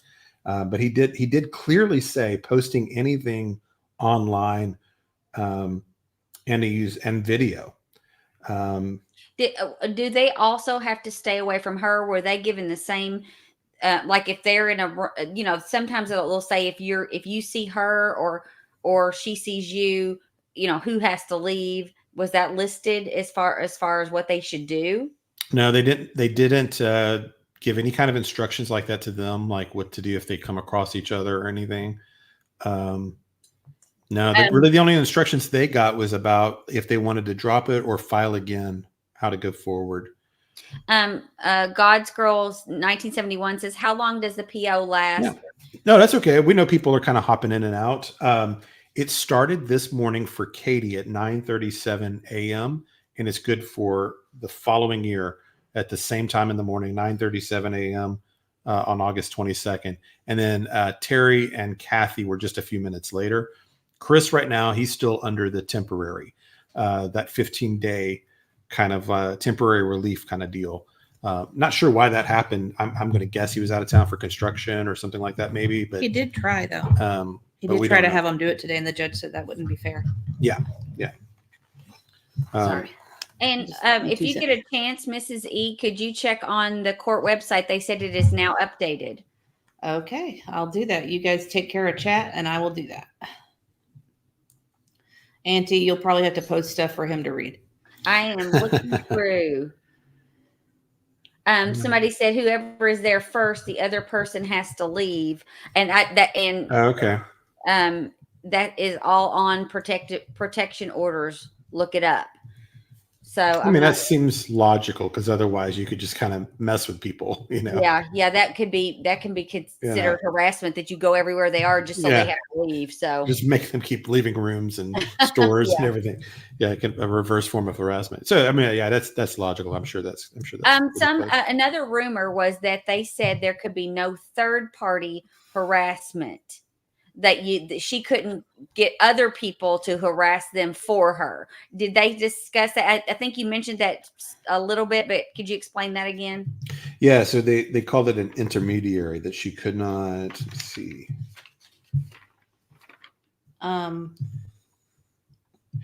If she uses any intermediaries, the same can be done, is how I wrote it down. But basically that I'm sorry, go ahead. that she could be arrested for that also. He did that toward the end, actually, for some reason. Okay, so I am seeing that, like what happened, but I'm not seeing any documents. Does it? What does it say? Is it brief, or is it like what I'm looking at is brief, but that doesn't mean I'm looking in the right place. All I see is that it was the order of protection was granted, and the fees and what's due. Is there not a tab for documents? There is a tab for documents, but I am not able to do anything on it. So I must be looking in the wrong place. So if anybody knows the website, drop it down. I'll look at it there. And also, Patty, you're right. It is kind of crazy because she hasn't threatened them, and their house has been all over the news. I mean, even the news reported the address. So I don't know how she could get in trouble for reporting the address when there's been a Blue Million news and all kinds of people reporting where they lived and where he went missing from. So I'm not really sure that that's relevant. I think more it was along the line of threatening and harassing. Yeah, I mean so I mean right. They can't have their address doxed because I think it's actually on the TBI announcement of him going missing. They put the address on their last seen at this location. And it's obviously that area is newsworthy if you're investigating this case, and there would be reporters outside of the home early on and all that. It was newsworthy, and you're on the street. All that I think probably wouldn't. I don't think that would do it. Right. And could you also go over again that what Betty told you guys, just because I know people have been jumping in and out, and there's a lot of people that are wanting to know. And I do want to address this. Was Eric Craddock there? We did not see Eric Craddock. Mm-mm. We really didn't see any sheriff's office people except for the bailiff. Yeah, it was just bailiffs. It was really a very small crowd. I think somebody had mentioned that maybe a DA was there last time. I don't think so today. It was a very light crowd. What was it? We had another. Oh yeah. We wanted to talk about her response, yes. Bullhorn Betty's response. When we reached out to her and asked for any comment on it, if she had a side to it and all that, she said the same thing. Basically, she's been saying on the live streams that she did have an attorney, that her attorney advised her that she did not need to go today, not to worry about it. That she trusted her attorney and that they would go from here. I feel like that's a fair answer, honestly. I don't know. And she seemed, I know people were acting like she was really erratic on her stream, but when we spoke with her, she was very calm and measured. So yeah, so that's how she said it. And said, okay, well, I don't know. So, is maybe like I said, I can imagine a half dozen or so possibilities from there. What the thinking is, but as for now, it seems that this order's in place and enforceable. So even if the judge or I don't know, even if this lawyer has some other idea, it seems that at least for now, she could be arrested, at least temporarily. So I don't know. That's the way I would understand it. I don't know what it takes to overturn a protective order or anything like that. How hard or easy that is to do. I would guess hard. And this is from my cat's name is Karen, and she got this information from Google. If the target fails to attend the hearing, He or she may petition the court at a later date to attempt to reverse an invalid order. He or she will need a lawyer to present the case. So that may be, that's the strategy. a strategy, maybe something that, Google said so. So, that may be. I know people give Google a hard time, or people who look things up on Google a hard time, but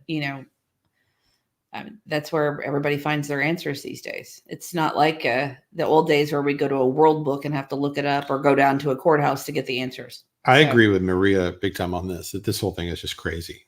I can't predict what's going to happen from one week to the next, because I just this whole thing has just been unbelievable. It's just been unreal.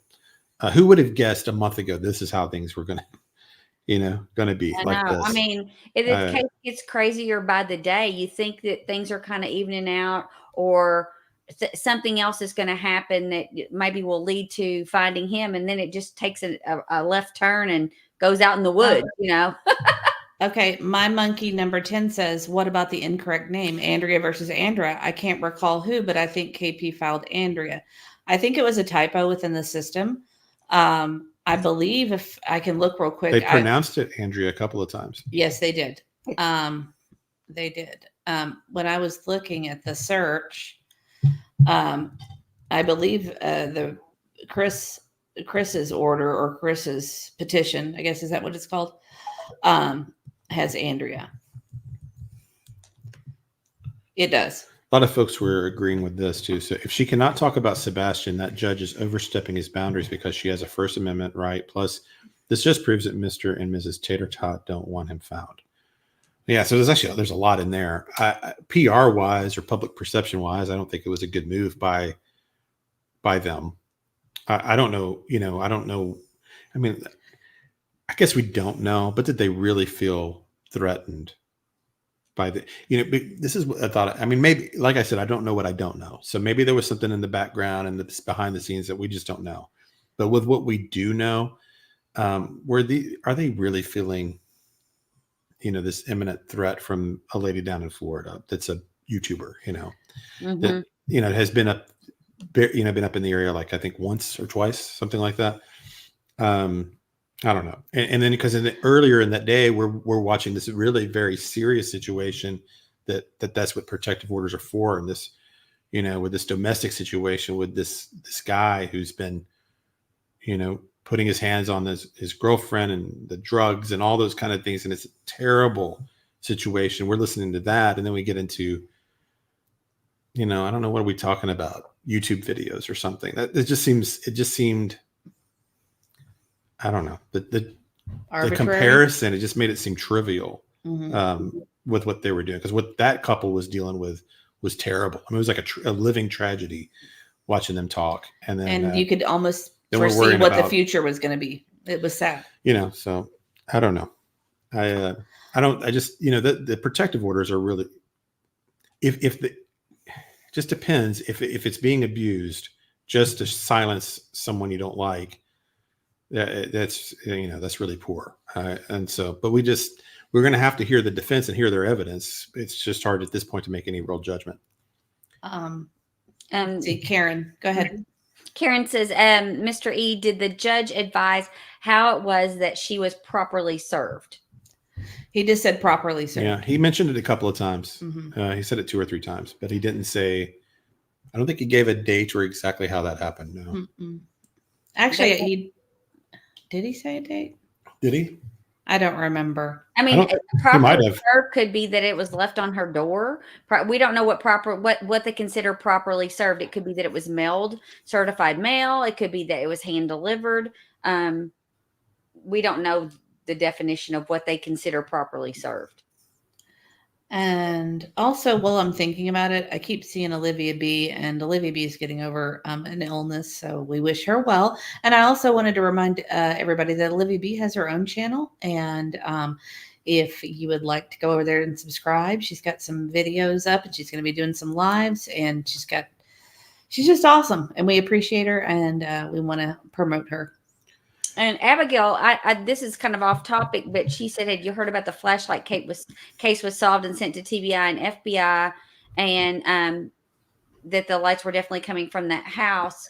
I have not had a chance to watch that new video. I'm going to watch it, but I have heard that also that they think they know where it was coming from. I have not heard it. I saw that video, but I didn't watch it because I haven't heard of that creator before. So I just wasn't sure was it worth watching, in your opinion?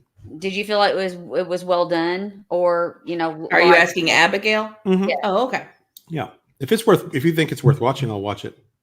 I was going to watch it. I just didn't have time today with all the happenings. I was listening to everybody else. Let's see. And hi, Rogue. I see you there in the comments. It's just things are flying by. Yeah, it is. Let's see. Were there any other rumors, Aunt E, that you want us to I think I've hit confirm or dispel? Hang on. I was looking to see if Abigail made a response. You can check that and let me check my list.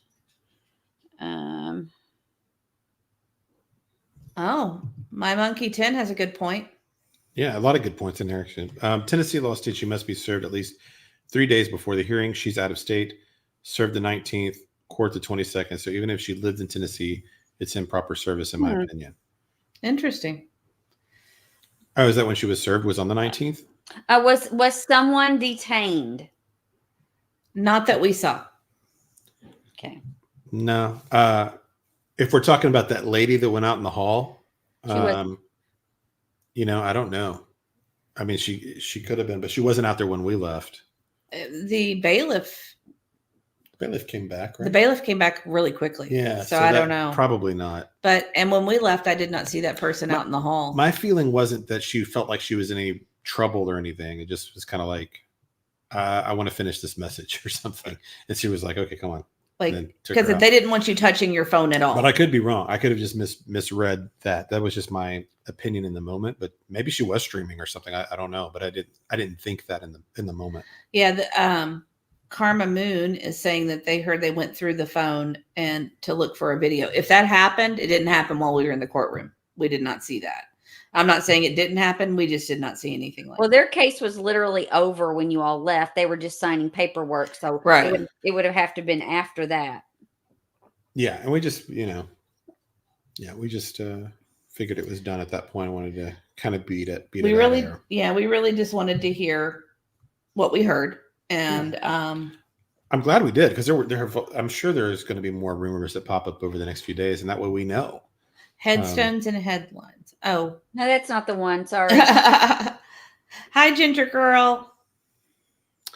Did anyone show the judge that Betty was live streaming during court? So. Not that we saw. Again, they were finishing up when we left. I guess they have a couple of clerks up there, around the judge. So I guess it's possible, because they're sitting there on their Abigail computers said, or whatever. I hope you found my comment.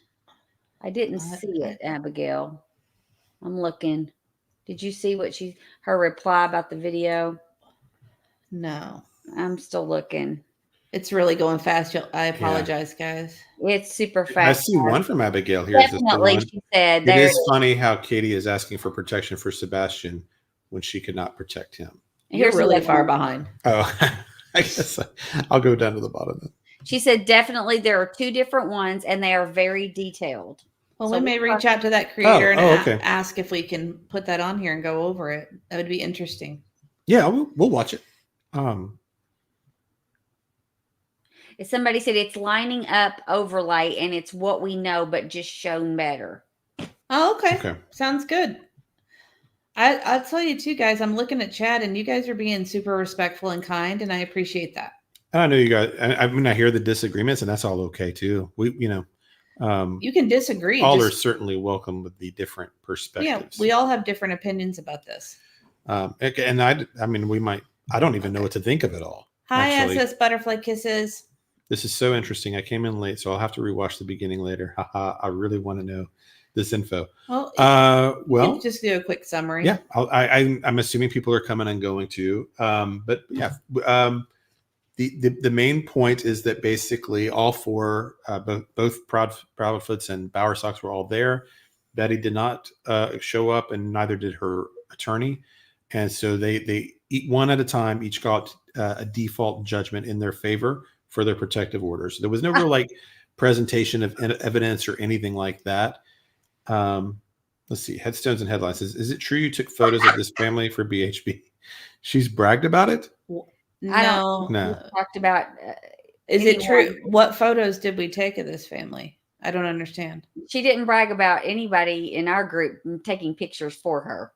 Does that mean us? That we I did? think she means us. Oh. No, we No. didn't. We wouldn't do that. No, I've never, There's no way we would do that. No. I've never laid eyes on them until today. And we did not take any pictures of them today. So we left before they left, even just to, Give them their space. yeah. So, We would be friendly to them should we ever come across and introduce ourselves. and we that actually kind of thing. discussed that if it happened, we would be friendly and just like we are here. Yeah, and Because ultimately, we don't really know. kind of just thought that today was probably just not the day to do it, and I'm not sure if that's related to the question that Headstones and Headlines just asked, but if it is, you know. yeah, I meant yes, this channel. No, she didn't brag about, No. She has said nice things about us because she and Justin and a few other people feel like that we are a very trustworthy source because we don't run with any rumors. We double check, triple check. We have to have multiple sources before we will comment on anything. But no, we've never taken a picture of their family or been in the vicinity of their family until today. Wouldn't have any interest in doing Did that. we take any pictures of the Proudfoots at any time? No. I don't know. No video, no pictures. No, we've never seen them in person until today. I must be out there somewhere. That's interesting. But no, we've like I said, we saw them for the first time today. And I've never taken a picture or video of them of any kind. No. Yeah, like I said, I don't even think, because Chris looks different to me in person than I would have imagined. He did. He looked very different. Sometimes people look really different on video than they do in real life. And I don't think if I'd seen Chris in real life without him being in that court, I would have realized even who he was, because he just doesn't look the same. And we should probably check BHB's references as well. We actually don't run with any of her rumors either, or her opinions either. Any opinions that we have are our own. I don't know. I mean, I like I said earlier, maybe you weren't here. I watch everybody. Even, I watch both sides. And I do think for myself, and so do you. And so we kind of we just take it all in and have our own opinions. Patty Lee is saying, please remember there are people trying to divide everyone. No, she did not brag. I know she didn't. Yeah. And even if she did, we just didn't do it. So it doesn't matter. No, not really worried about it. I find stuff like that. No, the church picture did not come from us. I know what the one. Maybe that's what they're getting at. The church picture. No, absolutely did not. No. The church pic with Faith? I guess with the family when they went to church is what I'm guessing, because I do remember seeing some kind of picture. It was on the Facebook page. Yeah, but no. Thank you, Lady Tit for Tat. She's known us for a while. No, I would no, that is not something I would do, because I don't. Especially in church. Well, it's not relevant. Disrespectful. Well, that's, taking pictures of them while they're eating, taking pictures of them at church and things like that. That's not relevant to what the truth we're seeking. No. The truth we're seeking is about what happened to Sebastian. So, that is not something we would do ever. Yeah, just don't see the point. That would, that's kind of an invasion of their privacy as far as I'm concerned. Yeah. I'm trying to see if we got any more. So anyway, hopefully that rumor is another rumor we have hopefully put to rest. Yeah. Well, I mean, I but that's okay. I'd rather you just ask. Yeah, I will answer. Yeah, there was another one that on a poll a while ago too that was funny, asking if Betty was staying at our house, and no, she's but we're not going to let somebody that we know from YouTube stay in the house with our children. That's just not a policy that we would. that we would do. Let's see. Yeah, the picture at church thing. It's not something. Yeah, that's right, Karen. Where's Karen? The rumor that Betty took that picture, but she never set foot in their church. That was one of their own church attendees who took it, sent it to. You would think it would almost have to be somebody that just knew them, and it's kind of sad. I mean, again, this is where I actually kind of, even though there's a lot of things to not like about that family for sure. They should be able to go to church without having their own congregation take pictures of them and post it. I agree. That's that's just, I don't know. That's across the line, I think. SS Butterfly Kisses. Yes, you guys are always fair and even tempered with all of this stuff. That's why I love your channel so much. You make me feel invited to discuss things you're trying. Well, thank you. Thank you. We appreciate you so much. We appreciate all you guys. Even you guys who are just here for the first time, we appreciate you. Oh, I didn't mean to do that. Uh-oh. Sorry.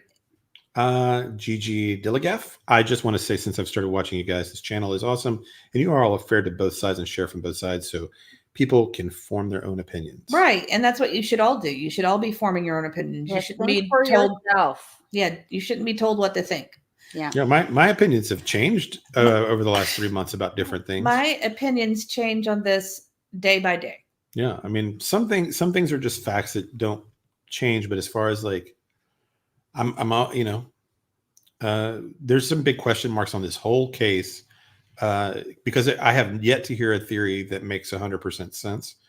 So that means to me that there is something about this whole situation that we are all misunderstanding. Like there's a big piece. There's something like that we believe is a fact that is not.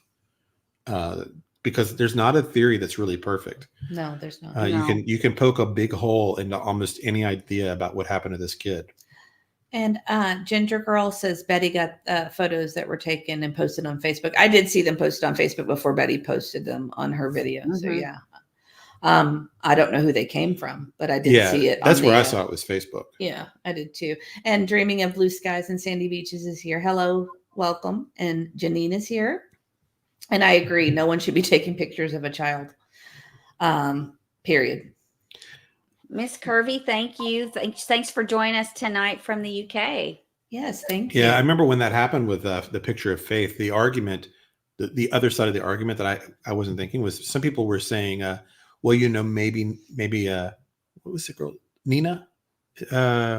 What's the lady in? The ex-wife is Nina. Nina, yeah. That Nina might actually appreciate seeing pictures of Faith, knowing that she was okay. I was like, well, I don't know. And then Nina, I think later said, please don't post pictures of my child. So, but that was the only argument I could think of that might actually be on the opposite side. But generally, you just, leave the kids. Spirit Seeker Squad says, always do your own research. Always. We can all be wrong. I always double check stuff myself. That way I can say I've seen it. I'm addicted to facts. We are the same way. Yeah. We whether we like it or not, we want the truth. So yeah, we're trying to one of the things we're working on right now is to try to the thing about the refrigerator with the camera. We're trying to find where that came from. We're trying to pin down if that's a fact or if that is not, because we originally believed that there might be a few different sources that indicate that there was a camera monitoring the fridge, basically. So that's what we're working on now. So we're trying to find out where the facts are, and it's a shorter list than you think. A lot of what we think we believe is just stuff that Chris and Katie and Seth have said, but we can't really 100% verify these things as hardcore facts. It's actually a very short list. Even things that police tell us, police can and they do mislead us. They don't have to tell us the truth. I believe Justin shared that mystery. So maybe we should reach out to Justin. We haven't had time to sit down and watch a lot of stuff lately since school started with the kids. So I'll reach out to him. That's a good question, Cheryl. Sure. Hang on. Cheryl said, do you know if anyone record the vigil or the meeting of voices? I don't know. I don't know. Seth, if you are still on, maybe you could let us know if you know if anything from the vigil will be recorded. I expect news media to be there, at least for The vigil, I'm sure they'll, if they catch wind of the gathering of voices, they will be there for that as well. But I don't think it's planned to be recorded or live streamed.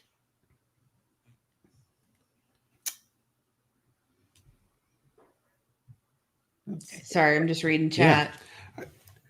I'm trying to keep up. I know, and I want to make sure we get everybody's, because while it's fresh in our mind, we just wanted to make sure we answered all the questions that anybody might have had about this. Is a good point. Everyone's opinion counts. Everyone is entitled to their own opinions, and nobody can stop you from having your own opinion. But you don't have to create drama just because your opinion does not match. Right. That's true. 100%. Let's see. We're also invested in it. It's part of where all the emotion comes from. It's like, because it boils down to the kid. We've all gotten tied to this child, and we all have a lot of, and then it kind of spills over. I think ultimately, though, what we want is for Sebastian to come home and oh, sorry, go ahead. No, I just thought this was a good one that related to our last video. It still really bothers me the way they always talk about Sebastian sneaking food. Why would a child need to sneak food in the first place? That bothers me. Yeah. So that's what we were talking about. That's why we were trying to figure out this camera with the refrigerator thing. We were talking about that a few nights ago. Yeah. Yeah, because it seemed like there might be a food issue, which is something Peter Hyatt had said several months ago. And they do seem like, and that could be a kind of a type of control and abuse, monitoring food. Oh, Abigail's got an interesting strategy. Betty can just use substitute names and to be sure to not post any pictures or videos. I think she could actually do something like that.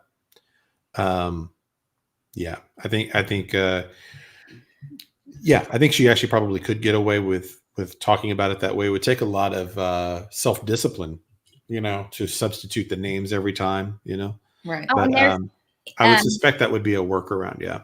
M. Blanc said that Chris said he would have seen him on camera, just like he saw him on camera sneaking food.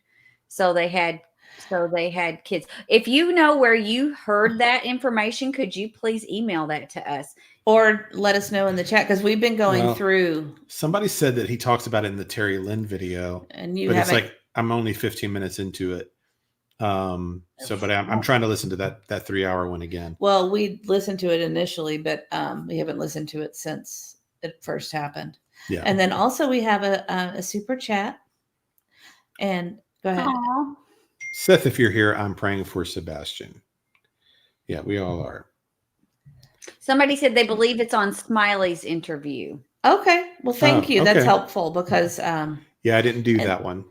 Yeah. And Diana, thank you so much for the super chat. We appreciate you. Do we have anybody with any more questions about today or the court case or anything that we've talked about in the last couple of days?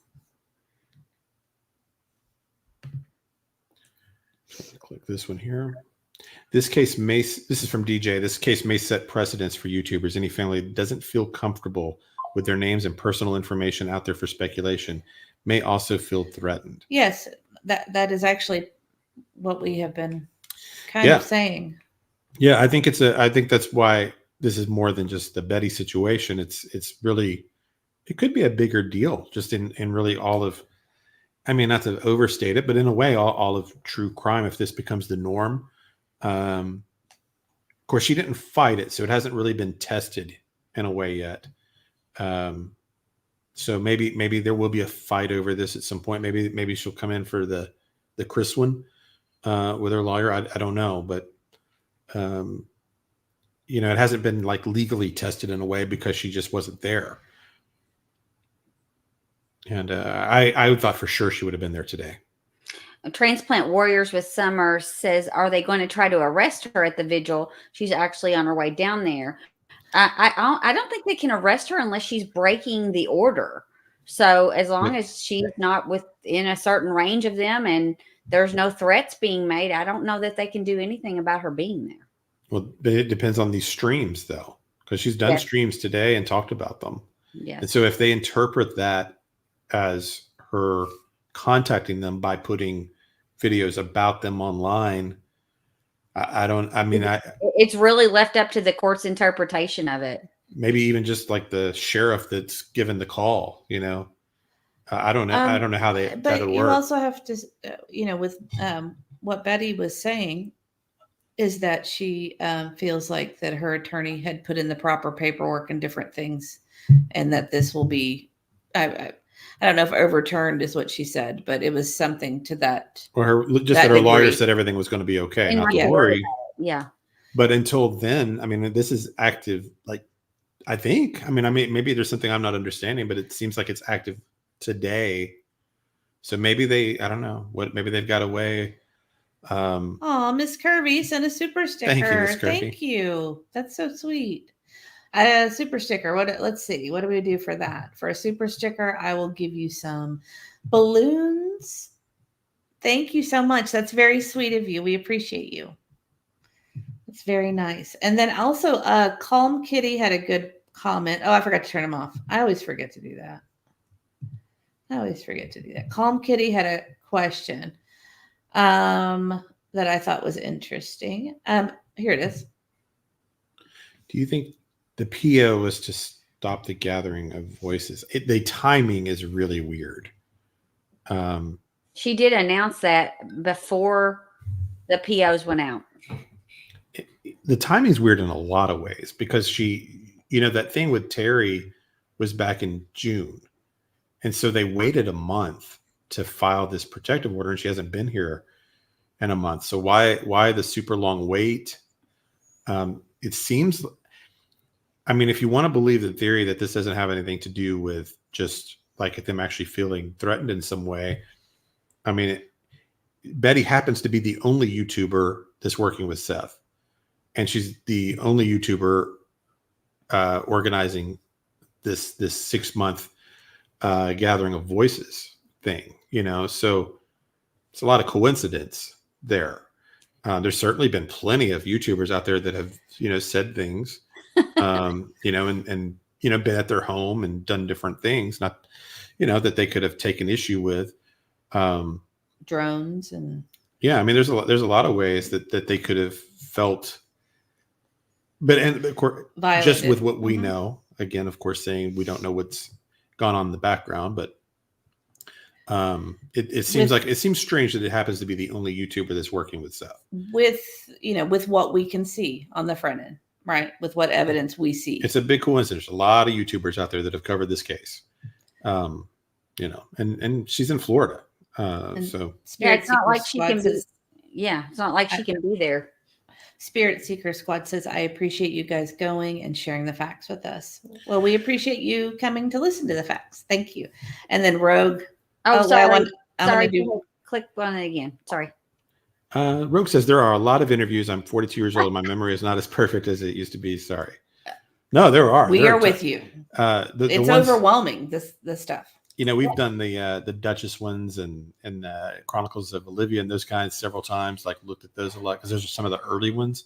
But the ones we really haven't spent a ton of time on are those late night phone call where they call into different YouTubers. It's like, because there's such a grind, because you've got to listen to Sling Blade impressions for an hour and stuff like that. And it's just like, and there might be some nuggets within that, but it's really hard to want to do that work.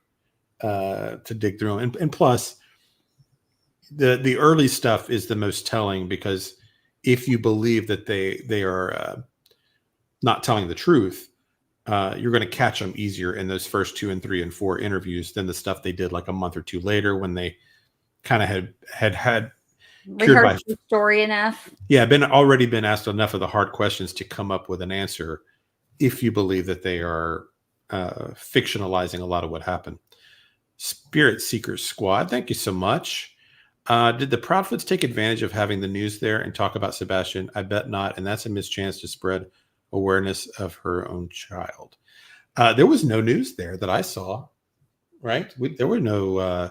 I'm really surprised, especially since it was covered on the local news and that Daily Mail. I'm surprised there was no one there. Yeah, if there was a reporter there, they were incognito. There might have been some other like YouTubers and things there that we don't know. Right. That we just see like an avatar for or something. There were people around us like writing stuff. There and was things like that. We recognized 2 people, and that was it. Yeah.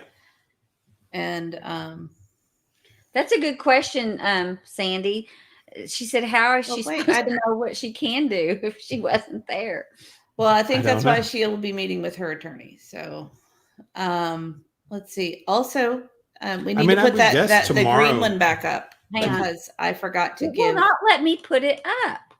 I don't click on that show. I think I did this. We'll do it again. Okay. Because I did not do. Oh, the celebration. Stars. Thank you so much, Spirit Seeker Squad. We appreciate you. Well, this is something I have been wondering too about the prophets. Do they have a plan for the 6-month anniversary? Because that is a time that you can pretty easily get media coverage, right? Because they have an excuse. They can say this has been 6 months since this child. They're not doing anything that I'm aware of.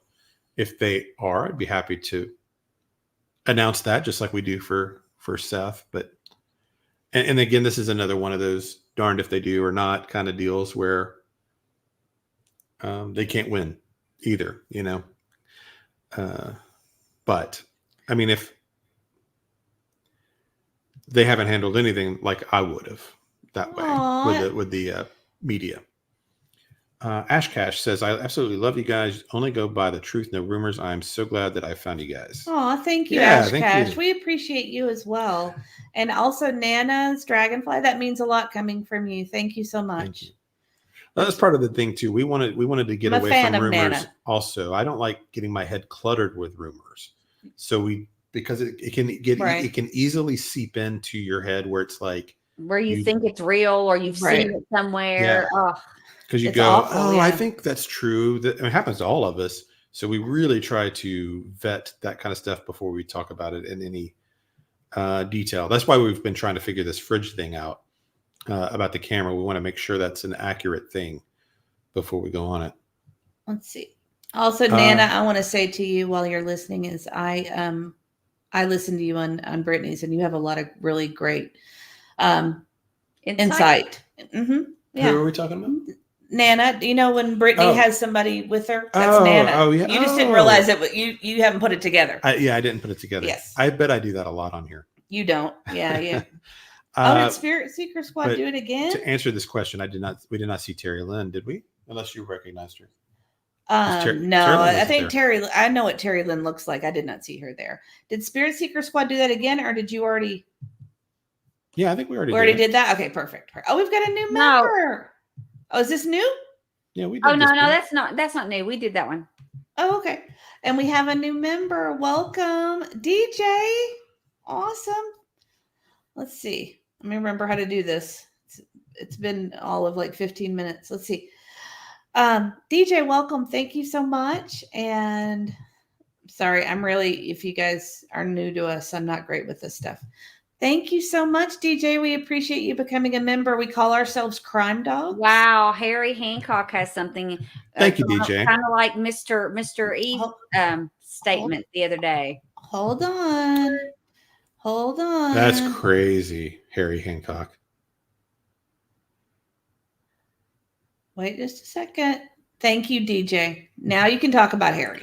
I talked to 2 Nashville sheriff deputies today, and they knew nothing of Seth or that his son was missing. How that is wild. Not know? Why is there not procedures in place to make sure that every law enforcement officer in the state receives a copy of that child's missing information? How is that not a procedure? We're hearing this over and over. I know. I mean, it's not. You spoke to a Tennessee police officer a few nights ago as well, and they were not aware of it. Yeah, and a crime scene analyst. And she didn't know either. I want to say this is cute. Want to be sleuthing something. I remember you from way back. Such a cute name. The fact that Nana has fans without ever having a channel tells you everything you need to know about Nana. Well, that is so true. That's how you do it. You don't even have to run the channel. You just have the fans. She just shows up. Oh, that's good. Ginger says maybe we should take a flyer to all of the local LEs. I guess if everybody, I mean, there's probably It's people not from every bad. county. It's not a bad idea. Well, you know, But That's but idea. my problem with it is there's an active Amber Alert for Sebastian. Why in every morning meeting is it not mentioned that we have an active Amber Alert for? I mean, I don't, you know, I'm not sure if there's more than one. I'd have to check. Right, I don't think there is right now, but we have an active Amber Alert for XYZ or for Sebastian or whoever, and familiarize yourself with this picture and just do it every morning. Start your morning meeting. They all have morning meetings. It They would do. take all of like 15 seconds. yeah, even once And a month they or can something. do it on the radio dispatch. Just a reminder to all law enforcement today. We still have an active Amber Alert on Right. Sebastian Rogers. I mean, how hard is that? And you know, to just remind them daily. And if you've forgotten what he looked like, please, you know, look him up or whatever. It shouldn't be hard, and it should be a procedure that's in place for these law enforcement agencies. And Exactly. yes, Silver spoke to some police and at the Horn Lake area when he was looking, and they had not heard of him either. Right. That is correct.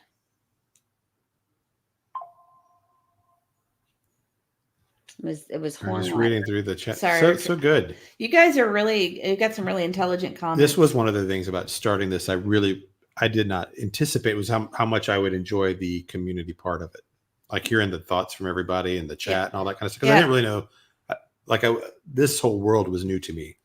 Well, and it was hard to get you to even acknowledge chat at first. So, but now it's like, there's so many great ideas and thoughts in there. And we can't keep up. There's been so many I know. tonight. We can't even begin to keep up. and it wasn't that long ago that we had our one fan. I know We had one fan. We haven't seen him in a while either. Adrian. And he was, when we first started, we were doing live streams. It would be like literally Adrian and us talking about the Sebastian disappearing. We were talking about his music and everything. And I haven't seen him in a couple of months. Rogue had a question, and I've had people reach out to me about this.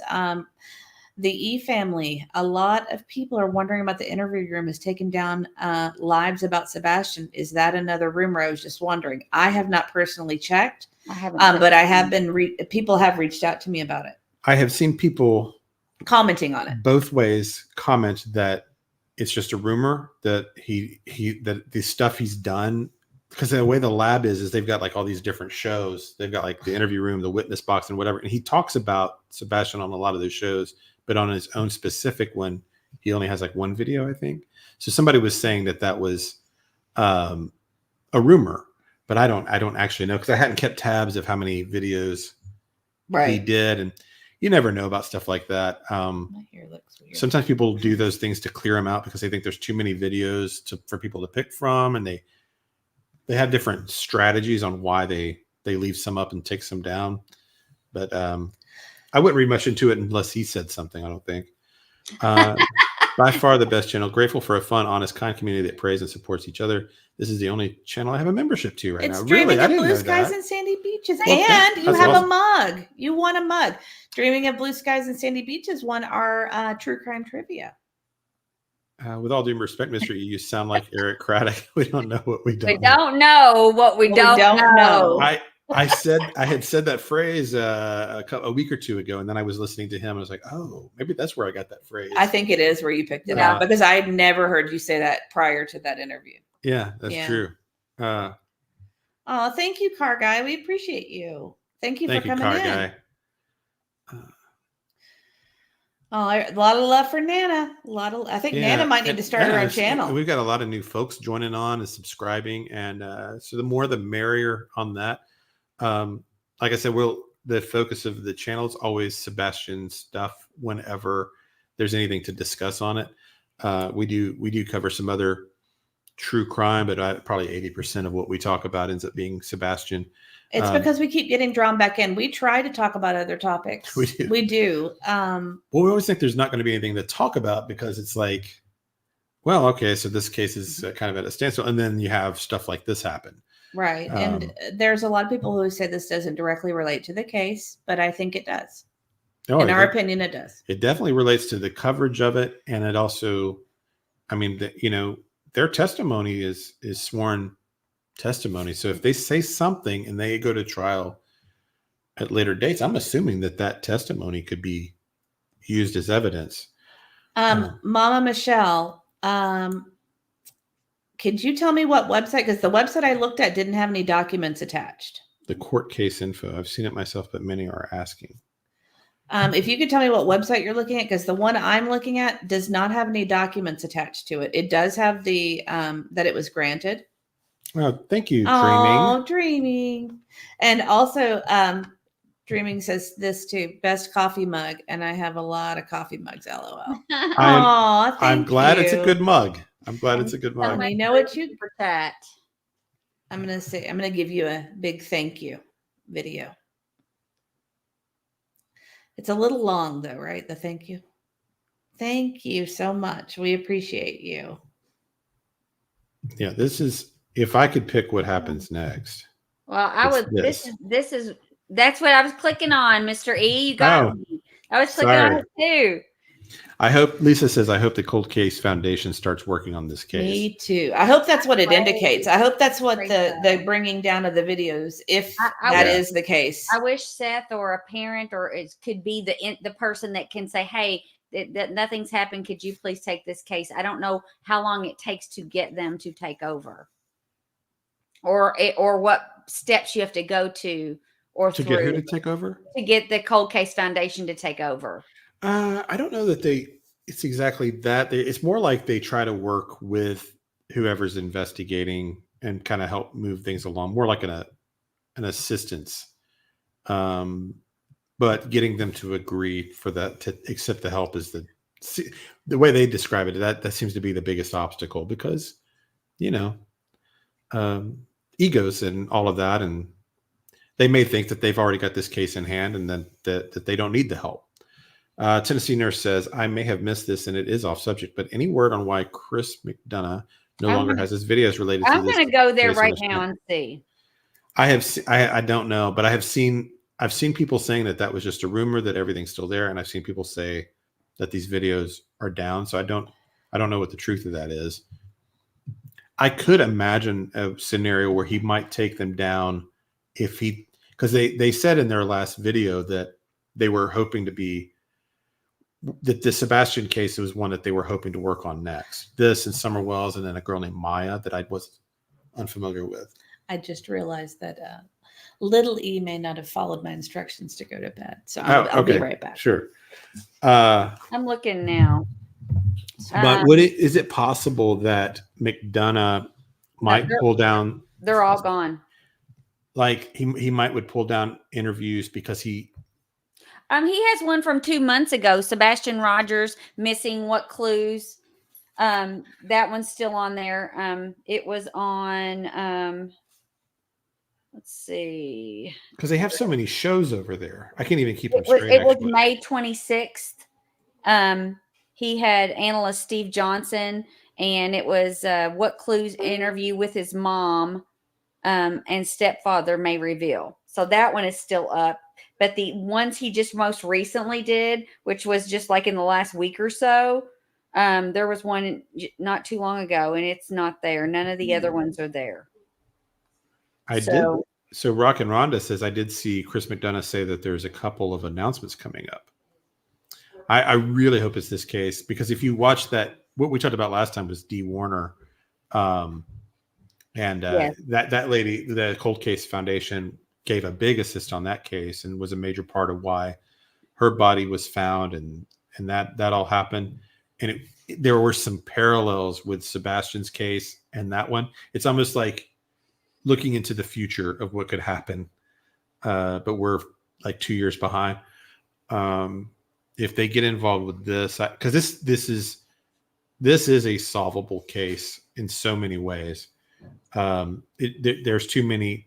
I believe my theories are that there are several people involved in his disappearance, 2 to maybe even up to 5 or more, that have some knowledge of exactly what happened, even if they didn't have direct hand in it. And the more people you have, the more arms you can twist and pressure people. And then there's just the fact that there's so much surveillance in Hendersonville. They have the license plate readers and everything else. That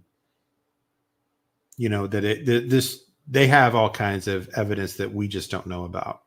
There's too many cameras. There's street cameras everywhere. There's too much security. They've got a lot. I think they just need that little boost, Right. to get this thing across. And so I'm hoping that they welcome those guys in, if they approach them. Abigail says they need to clear Seth. Oh, I missed it. Trooper's mom says, "Thank you guys for being at court today. You are appreciated." Well, you're welcome. I hope it has been helpful. Hopefully it helps with stopping some rumors out there. Like my favorite one is just that it didn't happen at all. That's my favorite rumor. Any old time 48 says that they moved it to the lab. It's not gone. I went to the interview room and they were gone. So he must have moved it to the lab. So those of you that are looking for the Chris McDonough videos, someone said they have been moved to the lab. Okay. Yeah. Sometimes they have different strategies why they do that. They think, I don't know, but so people move those videos around sometimes or take them down. I've heard people say that they don't like to leave too many up, so that people focus on their better videos and things like that. And also the witness box. Yeah. Please check the witness box for Chris McDonough's videos. Yeah. I love those guys over there anyway. I watch all their stuff. Mm-hmm. I mean, especially the last couple of weeks of McDonough, he's just been on fire. I mean, everything he said, I've been like, man, yes, it was that last one was really good. Yeah. I tell you what, it's a full-time job just keeping up with all the videos that have come out. Something else someone said is, Tennessee needs to get its act together with missing kids. And I do believe that a lot of the problems lie with procedures and the way that they go about investigating. And I think that needs to be looked at from a state level, legislative level, and putting procedures in place for how they handle all of their missing children cases or missing persons cases. And I think there's some structural problems there that's causing some of these things, and for Tennessee to be getting such a bad name in missing people. Yeah, it's just that Summer Wells, Sebastian, they're both so high profile. It's really, it's been there's a lot of, they've done a lot of great things with police all over the state. They saw, even in Sumner County, there's several cases that have been, the Trinity Bostic thing, that was Hendersonville police, but they had that kid and wrapped up and all the evidence against him very quickly. Yes. And it was so, some of you might remember that case. That's when we're continuing to cover. The court's case is not until September, but we are monitoring that one. But that's that girl that was found by the same Costco that Sebastian had been at. And that was great detective and police work. And they got that kid caught pretty quickly. It might ring a bell with some of you because there was, when that body was found, some people thought, oh, could that be Sebastian? But yeah, that ended up being that Trinity Bostic. But there was a discussion going on in here I wanted to point out. Someone mentioned, well, first of all, to IMSS, what happened in court today is that Betty and her attorney, and this is just for anybody else that wants to get caught up real quick, Betty and her attorney did not show up to court. So Katie went first, got a default judgment, then Cathy, then Terry, then Chris is delayed until the 29th because he filed later and they have to give a certain amount of time for Betty to respond. So basically right now, Betty cannot contact, email, call, do videos, contact them through video, I think is how they said it. Their children, she can't own a firearm. She can't go to their home, their work. It was a long list of things that she could not do. So really the big question is can she still cover the case and it not be considered contacting or harassing the family? The difficulty for her is she does have that antagonistic style of commentary. So, I don't know how that, it's a fine line, free speech there and obeying this order. It is part of her livelihood, or I guess it is her livelihood. So that unfortunately the judge did not clarify that part. And as far as Betty goes, she made some statements on it. We contacted her to see if there was any clarification and what she thought. And she basically said the same thing that she says on her videos, that she is at this point trusting her lawyer, and that he said she did not have to be there, and that everything was going to be okay, and that she felt confidence in this attorney. So I don't know how that's going to go. But I'm not a lawyer, and I've learned about protection orders basically in the last 2 weeks, kind of how they work. I don't know how solid these things are, how hard they are to fight. So I guess we'll see what their strategy is. I've wondered in the back of my mind if she doesn't just kind of want the fight, like she wants this showdown in a way, because it, it's happening. So I don't know. No, that's not. Is that a new chat or is that the same one? I'm trying to keep up. My goodness. I'm going to do one here real quick. Sorry, yes, okay. Caleb vanished, but he was not in the home with his parents. So the discussion I saw going on in the chat was just generally like clearing the parents. And we were following the Caleb Harris story pretty closely also. That's one we've been doing on this channel. And they did clear the parents. They cleared the Uber driver. They even cleared this guy that had left the apartment complex in the middle of the night, the roommates. So it's a thing they can do. It's just a choice. It's a strategy. In that D. Warner case where, the suspect all along to everybody was pretty much the husband when his wife disappeared. And at some point in the investigation, they decided to just name him a person of interest. So there's usually a strategic reason for naming someone or clearing someone. Most locals here, when you talk to locals about this case and why they don't clear it, most people will tell you they think it's because of the Holly Bobo case. And if you're not familiar with that one, it was a huge story in Middle Tennessee several years ago. And she was one of those faces you saw all over town, missing. She was a beautiful girl, and there were several possibilities. Well, they ended up clearing these guys, and it ended up being them. They got charged and went to prison later. So that kind of put egg on their face with the TBI. So local Tennesseans believe that what they're kind of doing now is they don't want to be in that position again, and that's why they don't come out and just start clearing everybody, so that they don't. Because that was some of you probably know it, even if you're not from Tennessee. It was a pretty big story, and I think somebody just did a 2020 or 60 Minutes or somebody like that did a thing about it. And but anyway, I think that's why they're not clearing anyone. That it's sort of almost like Tennessee policy now because of that embarrassment. And that was an embarrassment for them for sure. And I want to say good night to Breezy. Yeah, good night, Breezy. Thank you, Mr. and Mrs. E and Annie. Not feeling good. I appreciate your honesty, and I love you all. Good night, Chats and Mod. God bless. Thank you, Breezy. Hope you feel better. Yeah.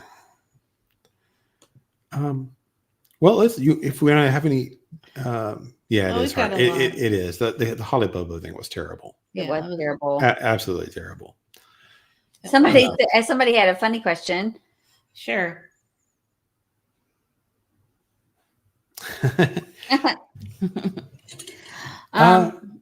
Well, I am.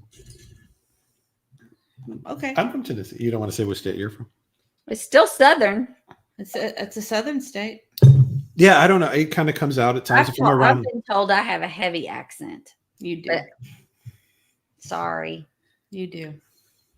But yeah, especially when you're fired up. I'm from Tennessee. Oh yeah. I don't know. You hear it you hear it at all in me? Not all the time. No. T and Nurse. I think when I get around my family and stuff like that, it probably comes out more. Or if I'm out in the country, the drawl comes out. Really good speaking voice. It doesn't. I don't detect a dialect in your voice. It's soothing. There's something soothing. I've done so much public speaking in my life. That's part of it. You kind of work those stuff out. Giving out clues. Yeah, but like all of my careers have been that. Tennessee Nurse says Joe Clyde Daniels' body has still not been located. That's right. Good police work and DA resulted in a confession from Dad in Dixon County. That's right. That's what I was going to say. That they did get a confession. I'm Are still you not girls sure. from Arkansas? No, not No, Arkansas. that's funny, Rubicon. Let's see. You do, Aunt E. Yes, I know. I remember when I went to college, that's the first thing they asked where I was from. And the funny thing is I was only about 45 minutes away from the college. So I can't imagine that I sounded more Southern than the majority of the people that went there. Yes. Auntie has the twang. And I went to college in the Midwest, so I might have lost a little bit of it. Let's see. Sorry, there's just a lot. There is a Yeah. lot. Arkansas is funny though. Anyway, that's kind of what I think it is with the clearing thing, and it doesn't mean it really doesn't mean anything. I know we all kind of it was like, well, I mean, it might mean something in terms of the Cold Case Foundation. We haven't gone through their bylaws and 100% confirmed that they have to have him cleared to get involved. I'm not sure that that's the case. This is what we have heard several times. Josh said that was not true on his channel one night. But everyone else kind of came at us and said, no, that's not, Josh is mistaken. So I just don't know until we read the bylaws of their stuff. I don't know if they have to clear them or not. They might, I'm not sure. But aside from that, naming someone a suspect, naming someone a person of interest, clearing them is kind of a meaningless label because police can change those things. They could even clear someone to make them feel more at ease because that's their number one suspect or something. Somebody was saying Tennessee was #1 with missing children. It's actually Texas. Texas reported Oklahoma's pretty high too, right? It is very high. But in 2022 and 2023, Texas had the highest number of missing children as reported through National Center for Missing and Exploited Children. So I don't know how far Tennessee is up the list, but they weren't in the top few. But they do have a lot. It seems like at least a lot of high profile ones that have not been solved. Okay, Max says, my Southern accent is strong when I'm sleepy. I agree. And then this is actually pretty funny.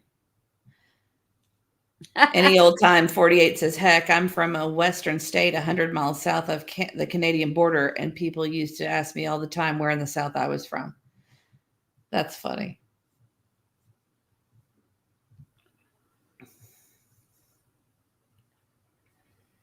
Let's see. And Nana says that I live in the East Coast for 40 years and no Southern accent. Yes, Texas is a bigger state. Mm-hmm. But Oklahoma, I think Oklahoma's up there too, right? Let's see. Hang on, I'm looking. Charlene says originally from Chicago. I'm originally from Chicago, but I lived in Kentucky for over 20 years. I think and they say I have a Southern accent. LOL. That's funny. So you know what's disturbing? The most disturbing on this statistic and the global missing children, it's called globalmissingkids.org. So if you're interested, the United States has an estimated 460,000 children reported missing every year. That's nearly 500,000 children. And there is not a country that's anywhere near.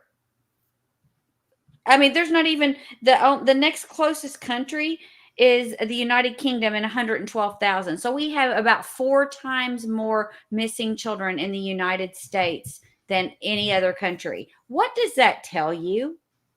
That tells you that our laws don't protect our children and our government doesn't protect our children and our moms and dads don't protect our children. I mean, there are some major problems if we have 460,000 missing children a year.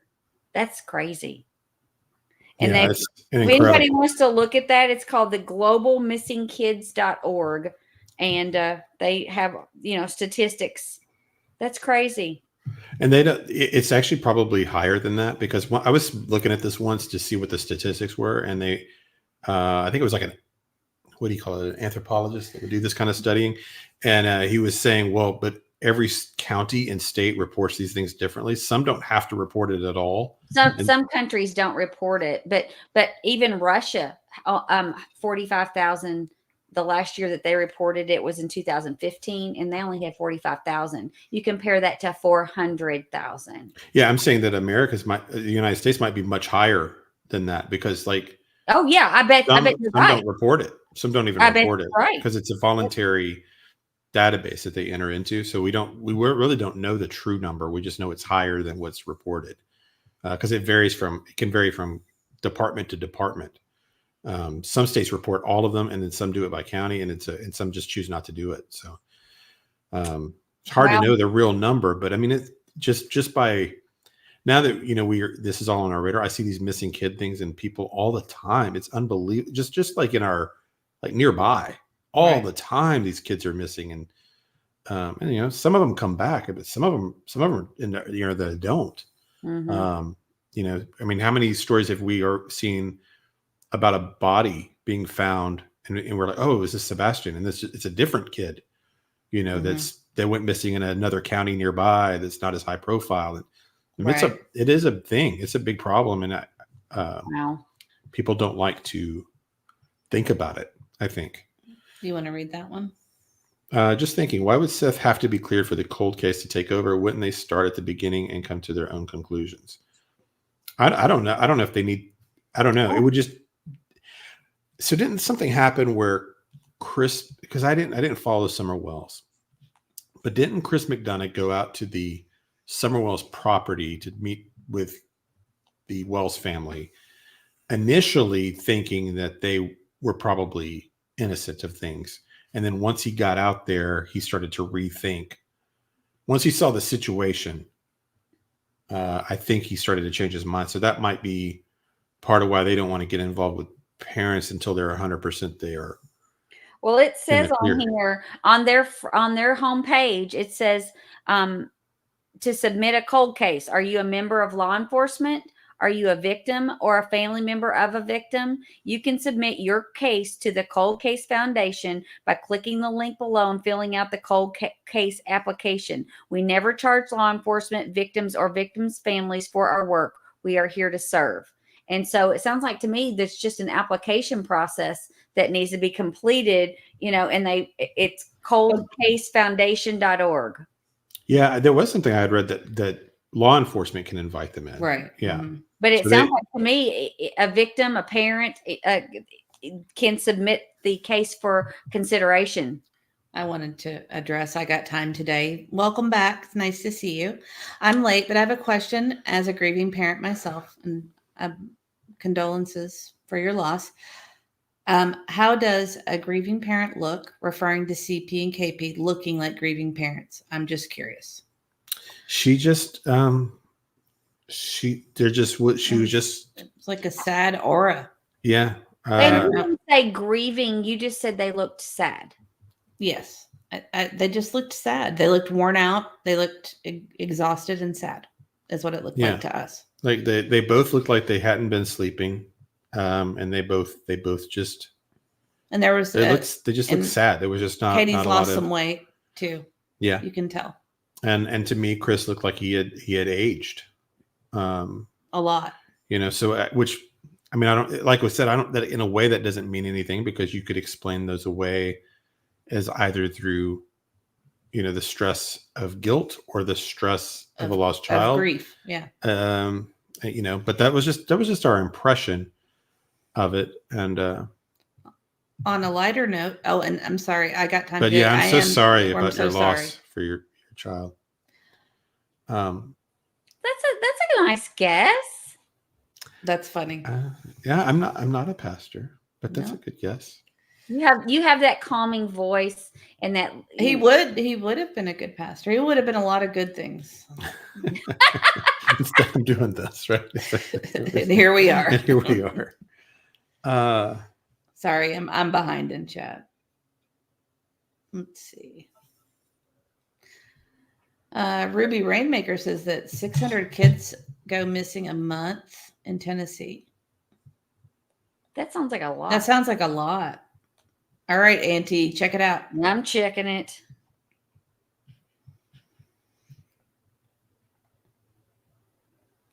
Let's see.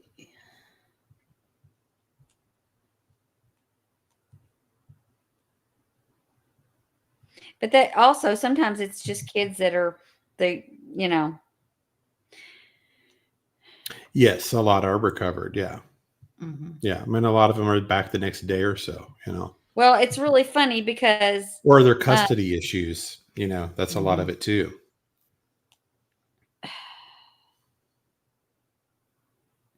that's weird because it says when you look it up, it says this is AI overview, which I don't trust. Yeah. It says, according to Tennessee Bureau of Investigation, Tennessee averages 500 to 600 missing children per month, with many of them being runaways or abducted by their parents. The state also issues 8 to 9 Amber Alerts per year and will continue to issue them until the child is found, even if they are believed to be deceased. I did not know that. In addition to Amber Alerts, Tennessee also uses the Endangered Child Alert and Missing Children list for children 17 and younger. But then on the Tennessee government website, it does say how many. It says Tennessee averages 500 to 600 missing children a month. So, Nana says, I'm so blessed to have 2 grandchildren saved by CPS. They are my life. That's awesome. Yeah. And Rock and Rhonda not running for sheriff. I can't. Apparently you have to have 3 years. it was 3 years. I think it was 3 of law enforcement experience. That's what they say. Aunt E, you're going to like this.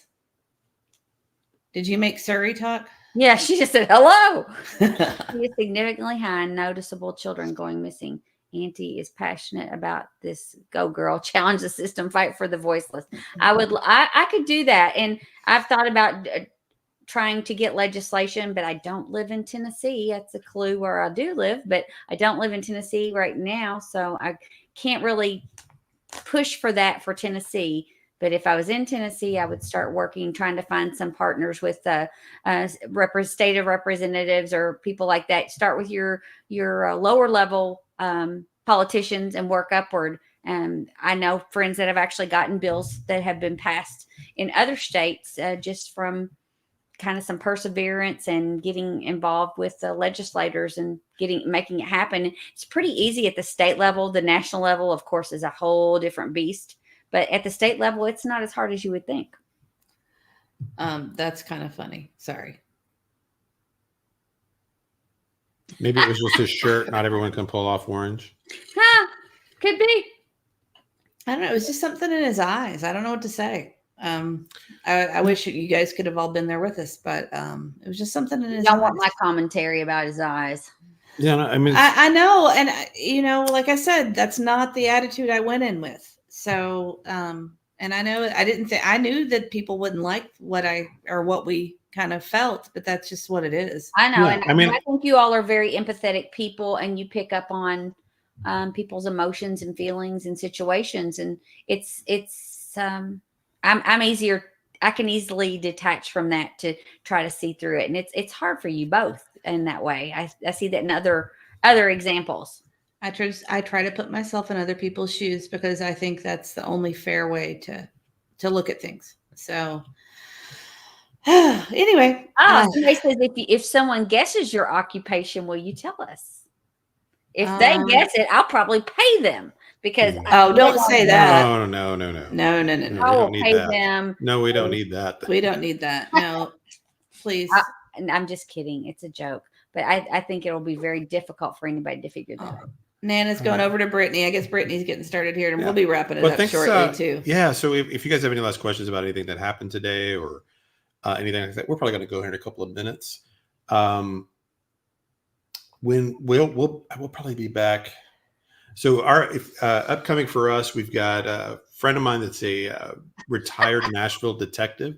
He's agreed to come on the show. We're going to probably do that he's usually more available at the beginning of the week. So maybe early next week. We're going to have him over and do a couple of hours, like an interview, and he doesn't know yet. He's probably watching. He might be watching. Yeah, so he doesn't know that yet. But yeah, we just want to talk to him about like police procedure, his thoughts about this case in particular. I just have a list of questions about things I just don't know involving police procedure and things that he might be able to help answer, just kind of his thoughts. So that's one of our plans. Of course, we're going to cover and talk about I'm so the sorry. two events coming up. We'll be watching to see if Betty gets arrested, of course, which I think is a possibility here in the next few days. Mhm. I don't know. So we don't know. This is actually is A Mr. Negotiator. The movie was great.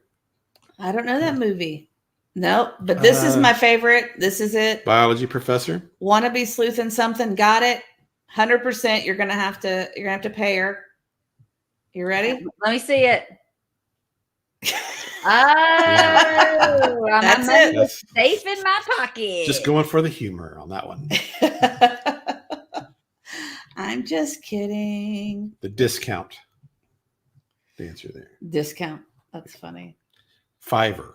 It's the one you get on Fiverr. The one you get on Fiverr? Yeah. You don't even know what Fiverr is. Okay. It's nothing in technology. I'll tell you guys No. that because that's why I'm here. Otherwise, I wouldn't be here. System analyst. Yeah. So coming up for us, we're gonna, we're gonna be going into that Terry Lynn interview, looking for that since we haven't really analyzed that, and the 6-month anniversary will probably going live that day, and just talking about the whole case in general, I would guess, and any other kind of breaking news. The anniversaries are bittersweet because of course, it's horrible that he's been missing for that long, but it's also an opportunity to get more awareness about him. People will there'll be more interest. So maybe a tip will come in with more. I mean, obviously the police in Tennessee don't even know around the state about him, and so we got to do a better job of getting that out there. There's a better one. Where is it? Oh, no, not scientist. That was good though, Dreamy. This is my fave. Area 51 Secret Keeper. That's a good one. I couldn't acknowledge that, could I?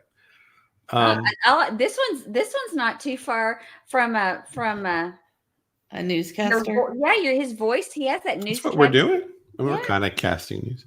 Well, I mean, I think you might have been mistaken for Nick Barris today. So there's that. I wondered if that was where that rumor came from. I mean, he's a much smaller person than you are. He is, but I mean, if you just see his profile pic, school secretary, a pilot. You guys crack me up. Do you have anything else you want to do before we go? Let's see. Anything to announce? Let's just put this back up. Veterinarian. Yeah. Veterinarian.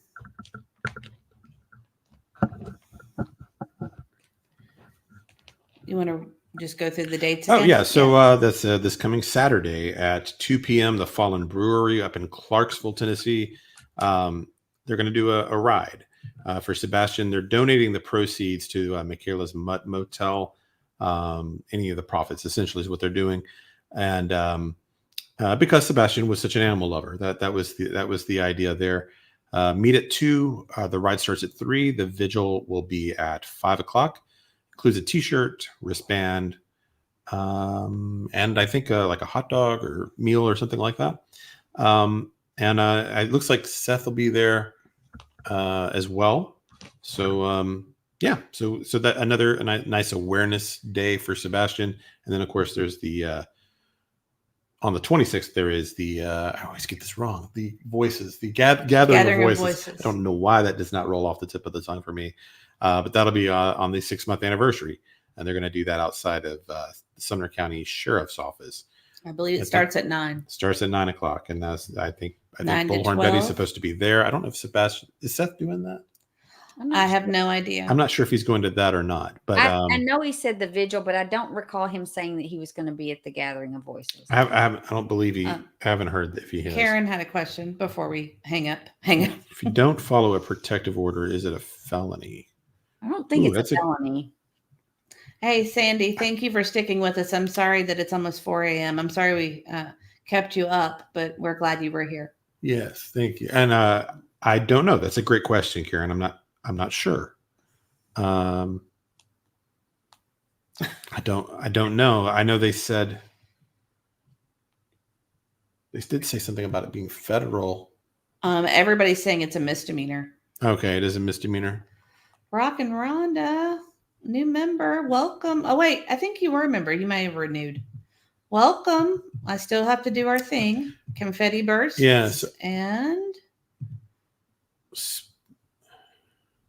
oh, what did we have? A member? yes, Rockin' Just- Rhonda. Oh, thank you, Rock and Rhonda. Thank you so much. I'm so bad Sorry. about turning this stuff off. Hold on. Tennessee law makes the violation of a protective order a misdemeanor crime of domestic violence. It's a Class A misdemeanor. Oh, and thank you, Rhonda. Spirit Seeker Squad says it's a $10 $50 violation. Oh, okay. No, we were lucky lady. I guess people are saying we were not there, but no, we were there. Yeah, we were there. Yeah. We were there about 10 minutes late. Just Mr. and Mrs. E. I was not there.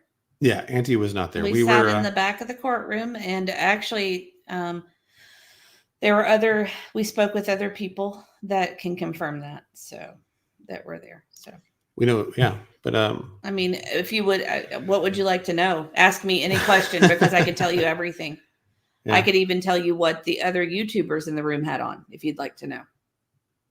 Yeah, So, I mean, it'd be kind of a weird thing to Thank you, Rocky, for being a lie member. about. Maybe you can But get yeah, it. we were. She said she couldn't get her membership thing figured out. I don't know. oh, she couldn't. She said she Rocky. tried to renew on her phone. Well, she was Loki Lennon first, and do the fireworks, please. What were the fireworks? Which one's the that's fireworks? the thank you. The thank you. Oh, I'll do the thank you, of course. I also have a happy birthday one too. So we had a birthday night where it was everybody's birthday. The vigil is not at nighttime, is it? What time is the vigil? I believe it's 9 a.m. No, the But- vigil. Oh, the vigil. I'm sorry. It starts. The food doesn't start till 5, but the vigil, the actual benefit ride, is at 3, and the prayer vigil is at 5. Somebody said they didn't drive because it was dark. It probably won't get dark till about 8 o'clock your time? Here? 9 Or 8, 9? 8 or 9. Yes, maybe. Let's see. Lucky Lady says it's the hate channel. Say nasty things. I can't say her name. I thought you can say whoever's name. It doesn't bother me. We don't, engage in that stuff. But I mean, we were definitely there. Let's see. And then we have a new member. Let's see. Yeah, we were in the back, about the third or fourth row from the back, Welcome. I'm going to do the on the left-hand side. the welcome. Don't know what to tell you.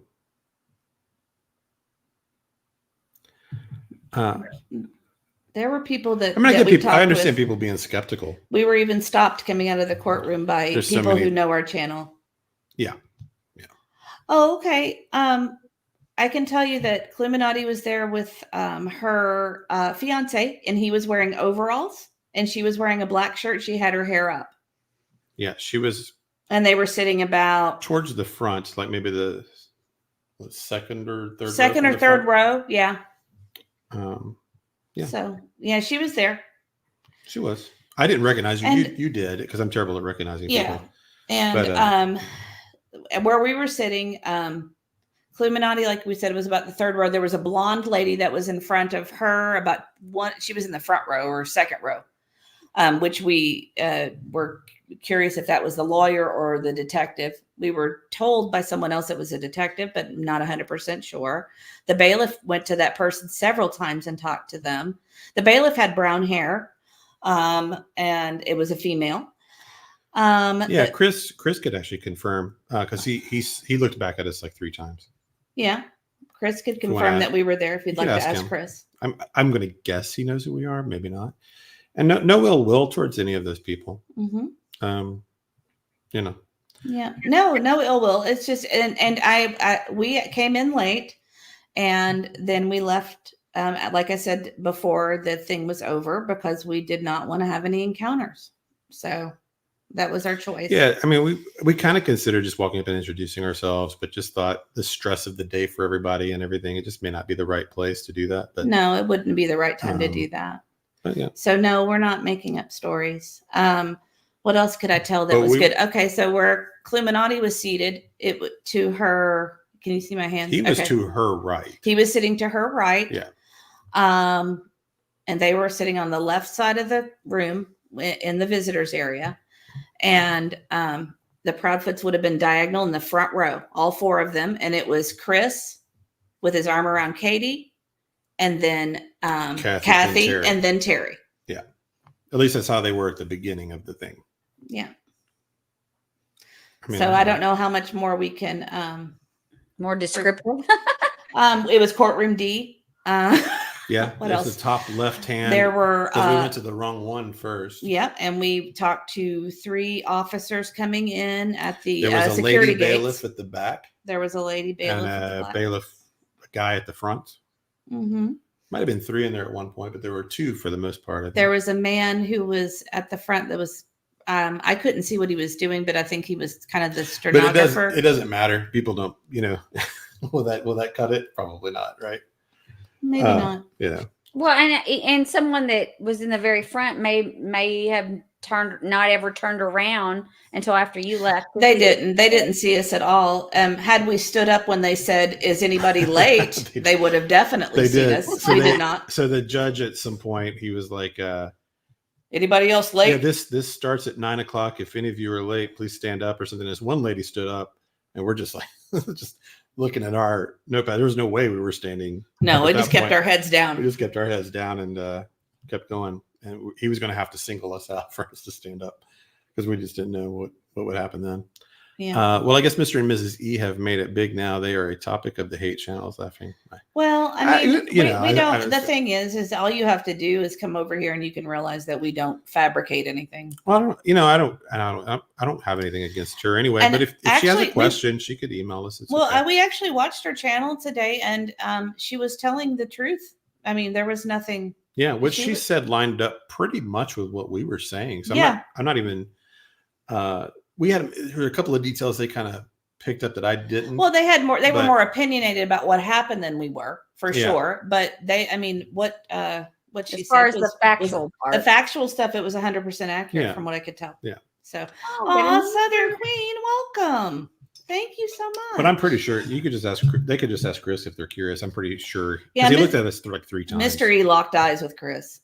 Yeah, so I'm pretty sure he was either trying to figure out who we were or if he recognized us or whatever.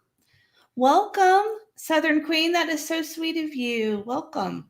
And then I will also give you some of the confetti bursts.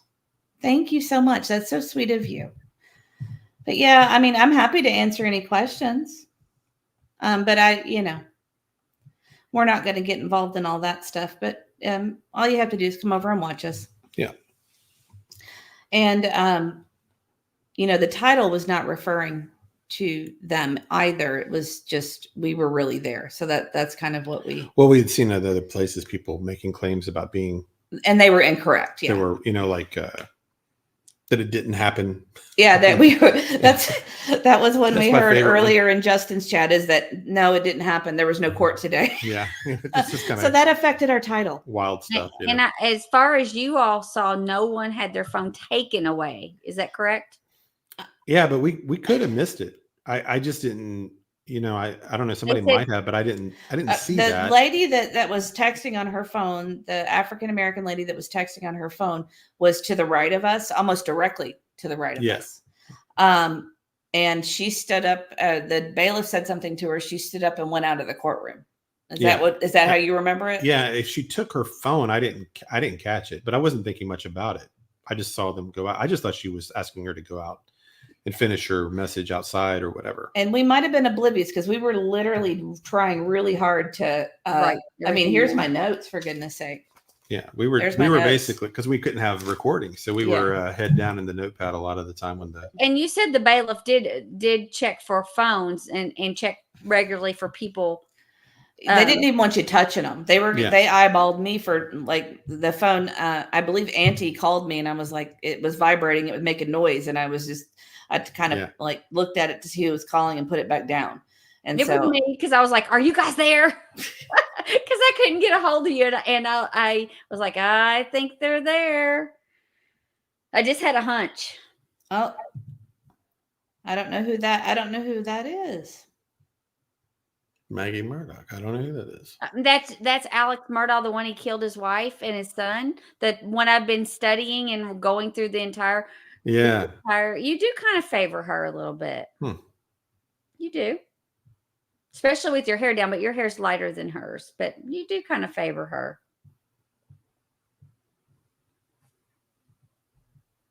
Oh, okay.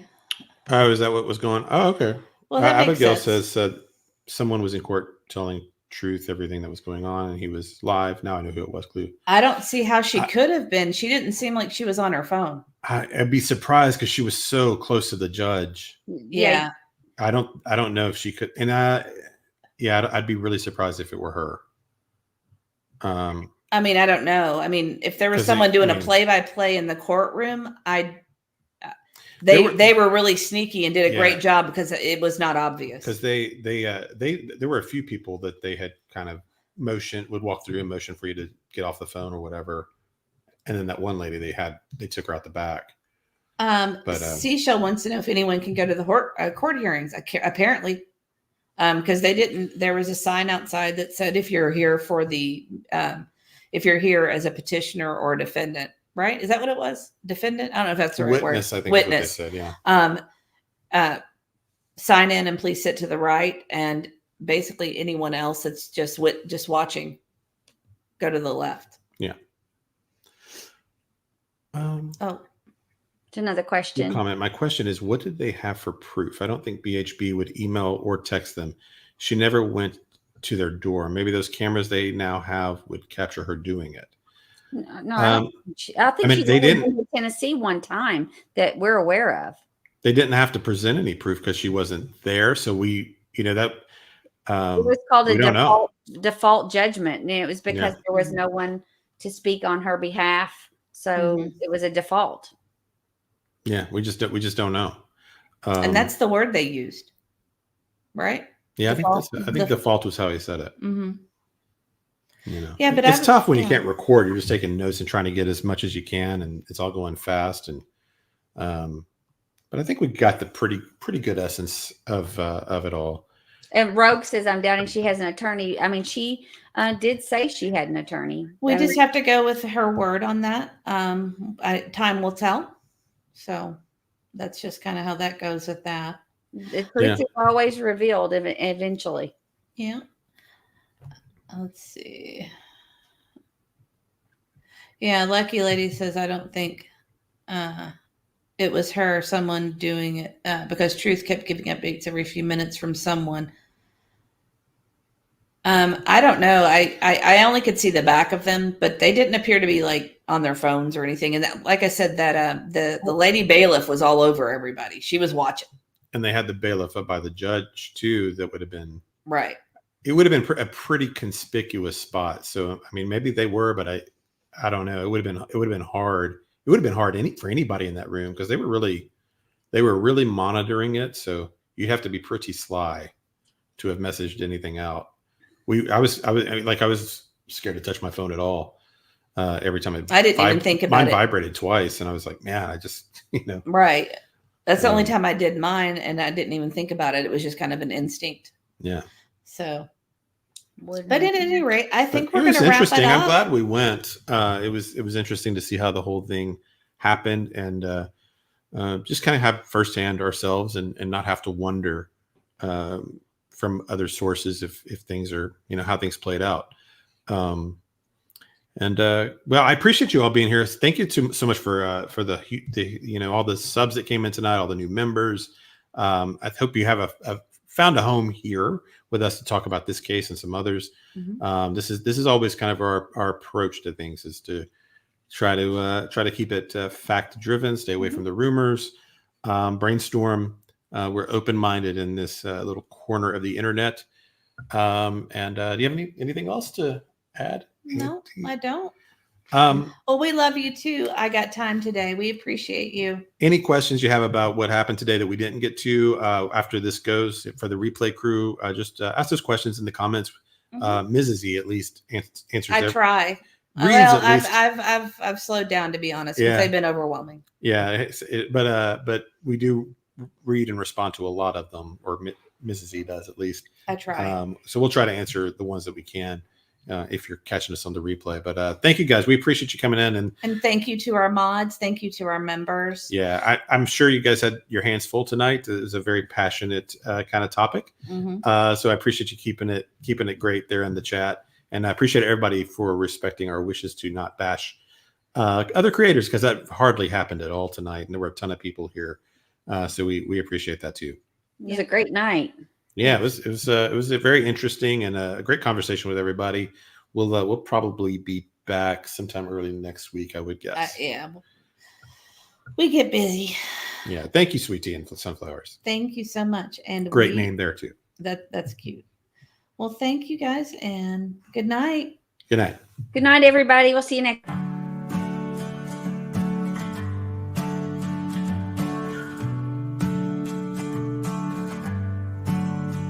We remember you. We remember you. Ooh. We're still here for you. We'll shine a light for you. We're holding on to hope for you.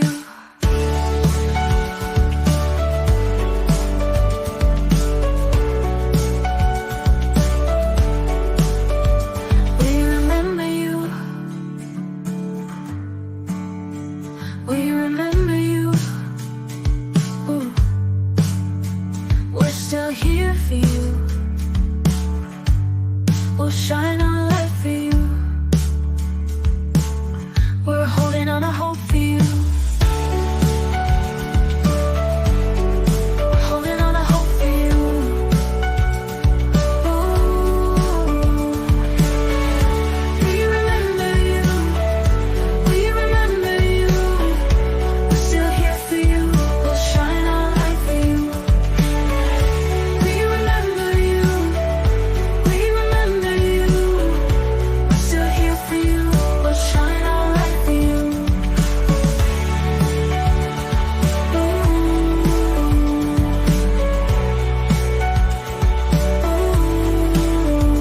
We remember you. We remember